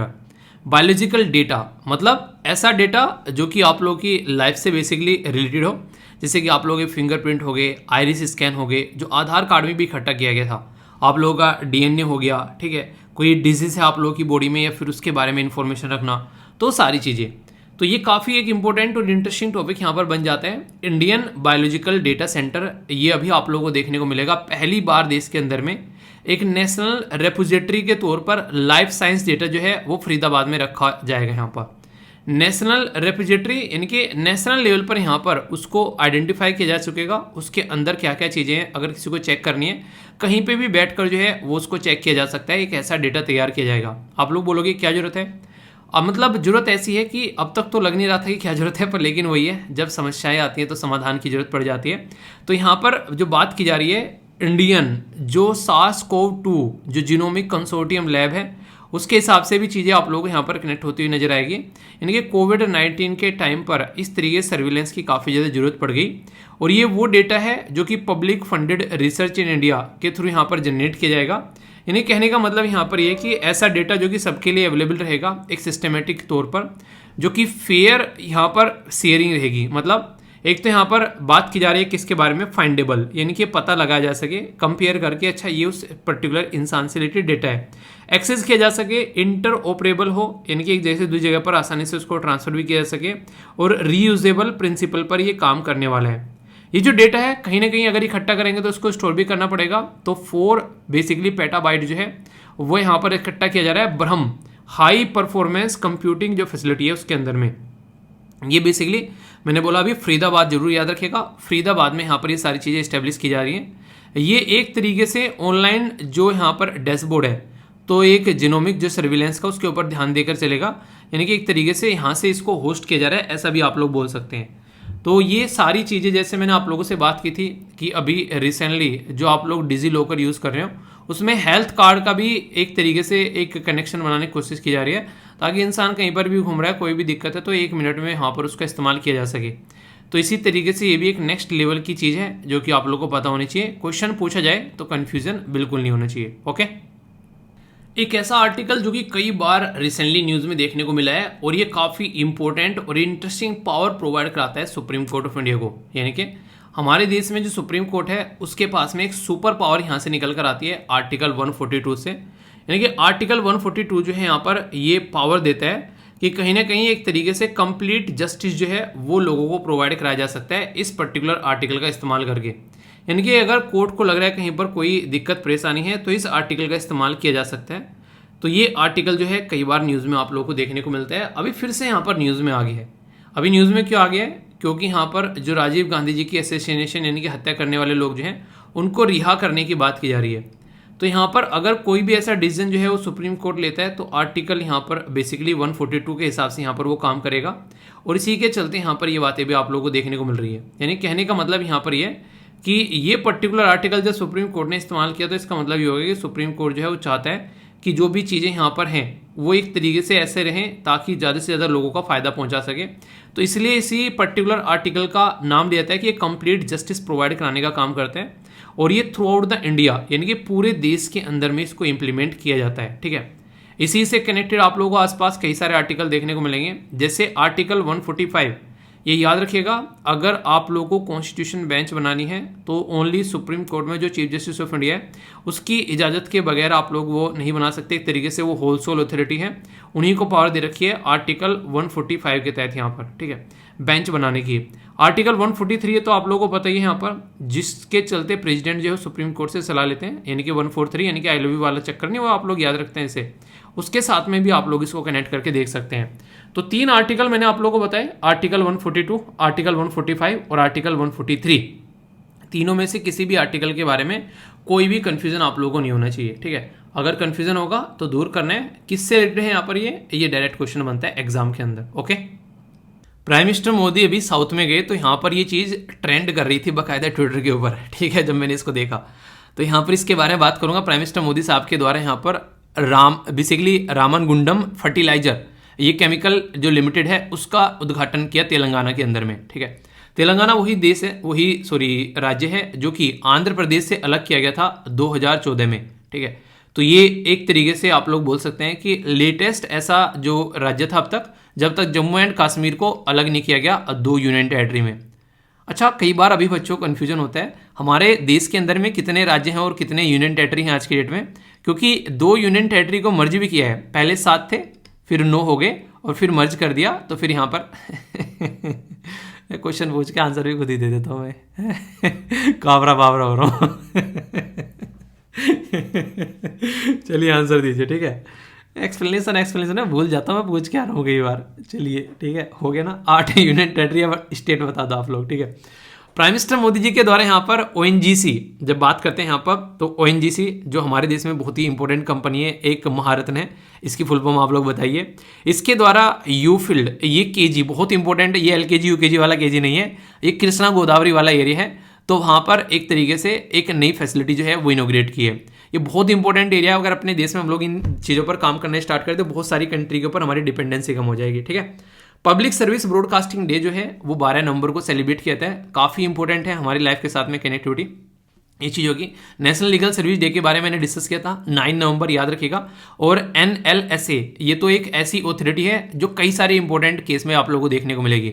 National legal service authority versus union of India का केस याद आ रहा है? कौन सा केस था बताइए, याद आ गया नहीं आएगा? जेंडर कुछ आ रहा है याद? किन्नर कम्युनिटी के बारे में कुछ है, थर्ड जेंडर कुछ आया याद? तो वो बहुत इंपॉर्टेंट केस था जिसमें किन्नर समुदाय को थर्ड जेंडर बनाया गया। और ये क्वेश्चन अभी रिसेंटली कई सारे एग्जाम में पूछा भी गया। National legal service authority versus union of India का केस था, ठीक है। अब साल बता दो यार कम से कम, इतना तो मैं एक्सपेक्ट करूंगा, ठीक है। यूनिवर्सिटी ग्रांट कमीशन के द्वारा न्यू रेगुलेशन PhD के बारे में बात की जा रही है, जिसमें स्टूडेंट्स को कंप्लीट करने की बात की जा रही है 4 year under graduate course eligibility for direct admission, यानी कि डायरेक्ट एडमिशन आप लोगों को मिल जाएगा। अब यहाँ पर मैं आप लोगों से कुछ बात करना चाहूँगा। मैं एक पर्टिकुलर दोस्त बोल सकते हो या फिर थोड़ा सा आप लोग रिलेशन में बोल सकते हैं, रिलेटिव नहीं होता है, तो रिलेटिव थे वो, उनके द्वारा क्या किया गया, एक PhD डाली गई एक पर्टिकुलर रेप्यूटेड इंस्टीट्यूट के अंदर में। तो उन्होंने बोला कि यार एक बार मिलने आओ, कुछ बात करनी है। मैंने कहा क्या हुआ? कह रहा करियर से रिलेटेड कुछ करनी है। तो मैं गया, तो बातों में बातें होने लगी, क्या अर्निंग मतलब इस तरह से फिर बोलने लगते हैं कि आप क्या कर रहे हो, मैं ये कर रहा हूँ, इस तरीके से कितना क्या क्या अर्निंग हो रही है। तो मैंने बताया ऐसा कर रहे हैं, उन्होंने बताया ठीक है। तो मतलब जब बातें होने लगी तो उन्होंने बताया कि मैं जितना कमा रहा हूँ इतना एक इंसान जो है, मतलब PhD में एक आप लोगों को ना स्टाइपेंड मिलता है, ठीक है। तो उसमें कि हाँ इतना तो एक इंसान को जॉब पर भी नहीं मिल रहा है। रियलिटी में हमारे देश में कई सारे लोग जो PhD इसलिए नहीं करते क्योंकि उनको PhD करनी है, वो इसलिए करते हैं कि PhD करके शायद कुछ आगे हो जाए, यहाँ तक तो कुछ हुआ नहीं है। और यही PhD का दुर्भाग्य है, ठीक है। यानी कि PhD करने के लिए इंसान के अंदर ललक नहीं है, मजबूरी होती है कई बार। तो ये मजबूरी काफ़ी बड़ी प्रॉब्लम क्रिएट करती है। कई सारे लोग तो ये सोचते हैं यार कम से कम 4 सालों तक 5 सालों तक उन्हें जो चीज़ चलती रहेगी, जो PhD चलती रहेगी, कम से कम पैसा तो मिलता रहेगा कुछ। तो ये कंडीशन आप लोग यहाँ पर देखते हैं। तो ये ऐसी सिचुएशन है जिसकी वजह से PhD की जो रेपुटेशन है वो ये कहते हैं कि और क्या PhD करेगा। पर आप लोगों ने कभी ये नहीं सुना होगा, पढ़ने के बारे में अच्छी बातें बोलते हैं कि हाँ ठीक है यार PhD कर रहा है भाई साहब, वो कह रहा है कि कब तक पढ़ेगा, PhD करेगा इस पे, मतलब PhD की नेगेटिव इमेज बना रखी है। तो ये कंडीशन आप लोगों को देखने को मिलेगी, ठीक है। तो आई होप कि आप लोग समझ रहे होंगे PhD कौन कौन सा करना चाहता है, अगर किसी को ऑप्शन मिले करेगा वही PhD, बताइए। ये काफ़ी इंपॉर्टेंट यहाँ पर क्वेश्चन आप लोगों का बन सकता है। नॉर्मली देखने में यहाँ पर लगता है कि बिहारी पुरस्कार, लोग सोचेंगे बिहार का पुरस्कार है, पर लेकिन ये राजस्थान से रिलेटेड है। ये इंपॉर्टेंट पर्सनैलिटी से नाम से रिलेटेड है, उनका नाम बताना है जो मैंने डिस्कस किया था उदयपुर में। अभी यहाँ पर ये बेसिकली 2 इंपॉर्टेंट पर्सनैलिटी को दिया गया है और ये मैंने नंबर भी आप लोगों को बताया था, 31वां और 32वां ये पुरस्कार आप लोगों को यहाँ पर देखने को मिलेगा, ठीक है। तो पहले यहाँ पर बेसिकली मधु काकरिया, ठीक है, उनके लिए बेसिकली यहाँ पर 2021 का, और इसी के साथ में माधव हाड़ा उनको 2022 का, यानी कि 31वां और 32वां अवार्ड यहाँ पर इनको दिए गए हैं। हिमाचल प्रदेश में यहाँ पर 98% वोटर टर्नआउट देखने को मिला, जो कि हाईएस्ट पोलिंग बूथ है वर्ल्ड में। तो 2 क्वेश्चन आप लोगों से बन सकते हैं कि हाईएस्ट पोलिंग बूथ कौन सा है दुनिया में, तो हिमाचल प्रदेश में लाहौल स्पीति डिस्ट्रिक्ट आप लोगों को देखने को मिलेगा। और दूसरा यहाँ पर ये है कि सबसे ज़्यादा वोटर टर्नआउट वर्ल्ड में कहाँ पर, 98% लोगों ने वोट डाल दिया, ठीक है। तो इसका मतलब लोग भी काफ़ी कम एरिया में रहते हैं, ठीक है। आप लोगों को बताना है यहाँ पर ये पर्टिकुलर कौन कौन इस डिस्ट्रिक्ट में रहता है जिन्होंने यहाँ पर वोट डाली है। मैं भी तो देखूँ, इतने सारे लोगों ने वोट डाल दिए। तो ये काफ़ी इंटरेस्टिंग है। 7th edition Indo France air exercise जो गरुड़ा जो 7th है वो अभी आप लोगों को पता है जोधपुर में देखने को मिला, ठीक है। कभी भी ऐसी चीज़ें आप लोगों को अपने एरिया में देखने को मिलती है तो एक गर्व फील किया करो, वाओ हमारा कम से कम एरिया इस पर्टिकुलर चीज़ के लिए सेलेक्ट किया गया, ठीक है। ये एक दुखद घटना है। ये पर्टिकुलर जो पद्मश्री थे जो कि हमारे बीच में अभी नहीं रहे, तो क्वेश्चन पूछ लिया जाता है इंपॉर्टेंट पर्सनैलिटी से, तो इनके बारे में आप लोग याद रखते हैं। मैथमेटिशियन थे, ठीक है, तो इनका नाम था RL कश्यप, तो ये 84 की एज में अभी हमारे बीच में से गए हैं। MSCI के द्वारा इंक्लूड किया जा रहा है 6 Indian stock in its index, तो ये एक तरीका इंडेक्स है, ठीक है। तो क्वेश्चन पूछ लिया जाए तो याद रखिएगा ये एक तरीका इंडेक्स है जो कि परफॉर्मेंस मेजर करता है यहाँ पर इस तरीके से इंडियन मार्केट के अंदर में, ठीक है, कंपनीज की। तो ये एक ऐसे तरीके का एक इंडेक्स आप लोग इसको बोल सकते हैं, ओके। तो हल्का सा आइडियाज के बारे में रख सकते हैं, बहुत इंपॉर्टेंट है, इसके ऊपर स्टार लगा लेना, क्वेश्चन बनने के चांसेस यहाँ से हो सकते हैं। ऐसा क्यों बोल रहा हूँ अभी आप लोग देखना। Association of South Asian nation agree हो रहा है यहाँ पर ताकि ईस्ट तिमूर ये कंट्री है इसको अपना 11th मेंबर बनाने के लिए, तो ये कंबोडिया के अंदर जो मीटिंग हुई वहां पर ये बात की जा रही है। आसियान के अंदर अब तक 10 मेंबर थे, काफी लंबे समय से वो 10 ही थे, अब एक नया मेंबर जुड़ रहा है, तो ये क्वेश्चन आप लोगों से बन सकता है। 9th आसियान इंडिया समिट जो है वो अभी कंबोडिया में देखने को मिले और इंडिया जो है वाइस प्रेसिडेंट हमारे जगदीप धनखड़ साहब के द्वारा रिप्रेजेंट किया गया और इंडिया और कंबोडिया के द्वारा, क्योंकि कंबोडिया में आप लोगों को पता है मीटिंग हो रही थी, तो यहाँ पर MOU भी साइन किए गए कई सारे कल्चर, हेल्थ और इन सब से रिलेटेड, ठीक है। तो याद रखिएगा हमारी कंट्री को कौन रिप्रेजेंट कर रहे थे, वाइस प्रेसिडेंट जो बेसिकली जगदीश धनखड़, तो इनका नाम आप लोग याद रखिएगा। ये वेस्ट बंगाल के गवर्नर हुआ करते थे उस टाइम पर, काफी ज्यादा न्यूज में हुआ करते थे, ठीक है। तो ये कहां पर है, फिनोन फैन, और ये क्या है, ये कंबोडिया की कैपिटल है। प्राइम मिनिस्टर कौन है यहाँ पर, PM हुन सेन। तो ये कई बार आप लोगों से क्वेश्चन पूछे जाते हैं इस तरीके के इंपॉर्टेंट पर्सनैलिटी से रिलेटेड, तो कोई भी कंफ्यूजन आप लोगों को नहीं होना चाहिए, नहीं कंफ्यूजन आना नहीं है भैया, ठीक है, याद रखिएगा। आगे चलते हैं, क्वेश्चन है आप लोगों के सामने, आंसर दीजिए, देखता हूं कौन कौन से आंसर देता है। No money for terror conference hosted by which country, यानी कि टेरर के लिए कोई मनी नहीं भाई साहब, मनी भाई निकल लो, टेरर अगर फैला रहे हो तो नहीं मिलेगी। India sorry Japan, India, China या फिर बांग्लादेश। तो आंसर बताना आप लोगों से सही क्या होगा। चाइना तो देखो नहीं होगा मेरे हिसाब से, ठीक है क्योंकि वो तो पाकिस्तान है, वैसा चीज़ों को सपोर्ट ही करता है। जापान हो सकता है और बांग्लादेश के भी चांसेस कम है, मतलब बांग्लादेश एक तरीके से मतलब कर भी सकते हैं नहीं भी, पर लेकिन चाइना नहीं होगा। आप लोगों के पास में चलिए 3 ऑप्शन छोड़ दिए मैंने, ठीक है, चलिए बांग्लादेश भी हटा देता हूँ, ठीक है। बताइए अब इंडिया और चाइना में से कौन सा होगा। नेक्स्ट क्वेश्चन की ओर चलते हैं, यहाँ पर आंसर भी बताऊंगा, पेशेंस बनाए रखिएगा, धैर्य बनाए रखिएगा, ठीक है। कौन सा राज्य है जिसके द्वारा डेवलप किया गया India multi modal logistic park, MMLP। तो ये बताना है, मल्टी मॉडल यानी कि डिफरेंट चीजों पर काम किया। मल्टीपर्पज डैम का नाम सुना होगा, फिर मछली पालन भी कर लो, बिजली भी बना लो इससे, सिंचाई भी कर लो इससे, इतने सारे काम कर लो भाई साहब इससे, जी हाँ, ठीक है। तो इंडिया बोलो, तमिलनाडु, गुजरात, कर्नाटका और महाराष्ट्र। तो कौन सा राज्य यहाँ पर ये कलाकारी कर रहा है। इसी के साथ में ONGC you field onshore facility जो इनोग्रेट की गई प्राइम मिनिस्टर मोदी जी के द्वारा, वो कौन से स्टेट में है। तो जो अभी मैंने आप लोगों से डिस्कस की थी ये उसी के बारे में क्वेश्चन है। तमिलनाडु, आंध्र प्रदेश, कर्नाटका, वेस्ट बंगाल। आप लोग बहुत ही आसानी से आंसर दे सकते हो अगर रेगुलर डिस्कशन सुनते हो, ठीक है, क्योंकि ये मैंने आप लोगों को मैप में भी दिखाया था इसके बारे में, तो पता होना चाहिए आप लोगों को, ठीक है। नेक्स्ट जो क्वेश्चन है यहाँ पर वो बात कर रहा है कि वर्ल्ड हाईएस्ट जो पोलिंग बूथ है, ठीक है, जो अभी मैंने आप लोगों से इसके बारे में बात की, ठीक है। ये बेसिकली मतलब एक पर्टिकुलर लोकेशन बता दी मैंने, लाहौल स्पीति बोला था ना, उसके भी अंदर लोकेशन पे पहुंच गए यहाँ पर ये, तो ऐसे भी डायरेक्ट आप लोगों से पूछा जा सकता है, तो इसलिए आप लोग कभी भी कंफ्यूज मत हो जाना, ठीक है। तो यह है तासी गंगा, यानी कि लाहौल स्पीति वाले एरिया के अंदर चले गए। हिमाचल प्रदेश, आसाम, सिक्किम या फिर जम्मू एंड कश्मीर, तो इसका भी आंसर आप लोग दे ही दोगे, अभी आप लोगों से बात की है, ठीक है। CSET का क्वेश्चन है, वीडियो को पॉज कर इसको अटेम्प्ट कर लेना और इसी के साथ में फिर इसका आंसर आप लोगों को बताऊंगा। तब तक एक रिवर आप लोगों से डिस्कस कर लेता हूं, जो कि यूरोप की एक ऐसी रिवर जो कि बहुत बार न्यूज में रहती है। इस रिवर का जो नाम है वो आप लोगों को एल्बे देखने को मिलेगा, ELBE, और ये काफी इंपॉर्टेंट एक ऐसी रिवर है जो कि आप लोगों को देखने को मिलेगी कुछ कंट्री, जैसे कि आप लोगों को यहाँ पर जर्मनी नजर आ रही है, ठीक है। इधर आओगे तो चेक रिपब्लिक आप लोगों से देखने को मिलेगा यहाँ पर ही, तो ये चेक रिपब्लिक का जो नॉर्थ वाला पोर्शन आप लोग बोल सकते हो, तो यहाँ पर आप लोगों को नजर आएगा यहाँ पर, तो इसके बारे में याद रखिएगा। तो ये 1094 किलोमीटर लंबी ये रिवर आप लोगों को नजर आएगी।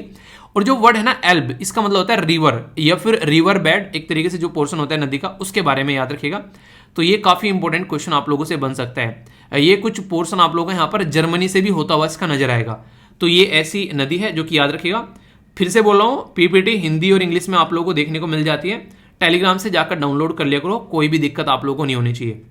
अभी आंसर बताता हूं, उसके बाद में फिर वोकेबलरी डिस्कस करेंगे, इंग्लिश इंप्रूव करेंगे, ठीक है। सबसे पहले यहां पर बात करें तो नो मनी फॉर टेरर, तो हमारा देश है, क्योंकि सबसे ज्यादा वही जूझता है पाकिस्तान की हरकतों की वजह से, तो इसलिए हम लोग बोल रहे हैं कि टेरर को जो मनी देगा भाई साहब उसका साथ छोड़ देंगे, ठीक है। फिर गाना गाओगे, मेरा साथ जो तुम छोड़ के जाओगे बड़ा पछताओगे, पछताएंगे नहीं बेटा, हम लोग सुधर जाएंगे, क्योंकि हमारे ऊपर टेरर का बहुत इंपैक्ट पड़ता है, ठीक है। तो ये आप लोग याद रखिएगा। तो नो टेरर फॉर, एक no money for the terror. और आप लोग याद भी रख सकते हैं इसके चलते, एक पर्टिकुलर ग्रुप है जो कि G7 कंट्री के द्वारा बनाया गया था, वो टेरर फंडिंग के ऊपर बड़ा फोकस रखता है। वो कौन सा ग्रुप है, ठीक है, बताइए। चलिए, अभी पाकिस्तान उसमें से ग्रे लिस्ट में से निकाला है, अब तो बता दो अब तो आंसर ही मिल गया। आगे बात करते हैं यहाँ पर multi modal logistic park MMLP, इसके बारे में याद रखिएगा। ये कहाँ पर है, इसके बारे में अगर मैं आप लोगों से बात करूँ तो तमिलनाडु याद रखिएगा, आंसर इसका ए हो गया, ठीक है। डायरेक्ट क्वेश्चन आप लोगों के सामने, इसके बारे में अभी मैंने डिस्कस किया आप लोगों से। आंध्र प्रदेश के अंदर आप लोगों को देखने को मिलेगा ये एरिया, जहां पर ये फैसिलिटी जो है प्राइम मिनिस्टर मोदी जी के द्वारा इनोग्रेट की गई, ठीक है। तो ये भी क्वेश्चन आप लोगों से डायरेक्ट पूछा जाता है। तो ये जो रीजन है इसके बारे में आप लोग याद रख सकते हैं, कृष्णा गोदावरी वाला रीजन है, बे ऑफ बंगाल में आप लोग देखने को मिलेगा, ओके। नेक्स्ट जो क्वेश्चन है, वर्ल्ड का जो सबसे हाईएस्ट है, ये मैंने अभी बताया कहां पर, लाहौल स्पीति। और लाहौल स्पीति ये आप लोगों को देखने को मिलेगा इस पर्टिकुलर एरिया में। बेसिकली इसके अंदर में यहाँ पर ये पर्टिकुलर एरिया है जिसका नाम है यहाँ पर तासी गंगा, ठीक है। तो ये कंफ्यूजन नहीं होना चाहिए। तो हिमाचल प्रदेश के अंदर है सारा बेसिकली जुगाड़ पानी है, ओके। आगे बात करते हैं, सीसेट का क्वेश्चन है, अच्छे से अटेम्प्ट करिएगा, पूरा एक्सप्लेनेशन भी दे दिया आप लोगों को, आंसर इसका ए। तो यहाँ पर एक्सप्लेनेशन भी आप लोग देख सकते हैं। बाकी ये इंपॉर्टेंट रिवर आप लोग की कवर होगी। अब बात करते हैं आप लोगों की अंग्रेजी ज्ञान की। कुछ नए शब्द आप लोगों की डिक्शनरी में डालूंगा, यानी कि इंग्लिश आप लोग की इंप्रूव होगी। ये वो इंग्लिश होगी जो कि स्पीकिंग भी आप लोग की इंप्रूव करेगी, यानी कि बोल भी पाओगे, समझ भी पाओगे, इसी के साथ में लिख भी पाओगे। अगर अच्छी वोकैबुलरी होती है तो अच्छी इंग्लिश आप लोग लिख पाते हैं।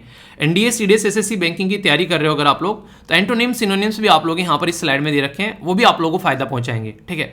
तो एक एक शब्द के ऊपर सेंटेंस फॉर्म करने की कोशिश जरूर करिएगा, ये हाथ जोड़कर आप लोगों से रिक्वेस्ट है, ठीक है। इससे फालतू क्या करूँ यार, बहुत कम बच्चे सेंटेंस फॉर्म करते हैं। कोई माँ के पेट से सीख के नहीं आता है, गलत होता है तो बनाओ, टेंशन नहीं लेने का, ठीक है। पीछे घनी भाई बैठे हैं, ठीक है मतलब बनाओ यार, काम करो, ठीक है। तो देख लो बहुत सारे बच्चे बना रहे हैं, उनका सेंटेंस देख के वही लिख दो, कम से कम इतना तो कर सकते हो, ट्राई तो करो, कम से कम कुछ तो करो मेरे दोस्त। पहला जो शब्द है यहाँ पर, ये ग्रेसली, एक तरीके से भयंकर बोलते हैं इसको, ठीक है। यानी कि एक तरीके से काफी ज्यादा, यानी एक डिजास्टर वाली कंडीशन होना, आतंक या घृणा पैदा करना, ठीक है। तो ये आप लोगों को देखने को मिलेगा। इसका अपोजिट क्या होता है, प्यार मोहब्बत फैलाना, ठीक है, दिल से दिल मिलाना, एंजॉय करना, लाइफ को शांति में बनाए रखना, वो आप लोगों को देखने को मिलेगा, ठीक है। तो इसके बारे में आप लोग याद रखते हैं। कई बार ऐसे शब्द आप लोगों को देखने को मिलता है जब कोई कंडीशन काफी ज्यादा खराब हो जाती है किसी पर्टिकुलर लोकेशन पर। नेक्स्ट जो शब्द है, छोटे छोटे कई सारे बच्चे देखो ना बहुत ज्यादा जिद्दी हो जाते हैं, तो रिफैक्टरी यानी कि आज्ञा न मानने वाला, यानी कि एक तरीके से जिद्दी हो जाना, यानी कि इंसान मैनेज ही नहीं होता है, ये ना अपनी करता है और पता नहीं क्या करता है, इतना इरिटेट करता है।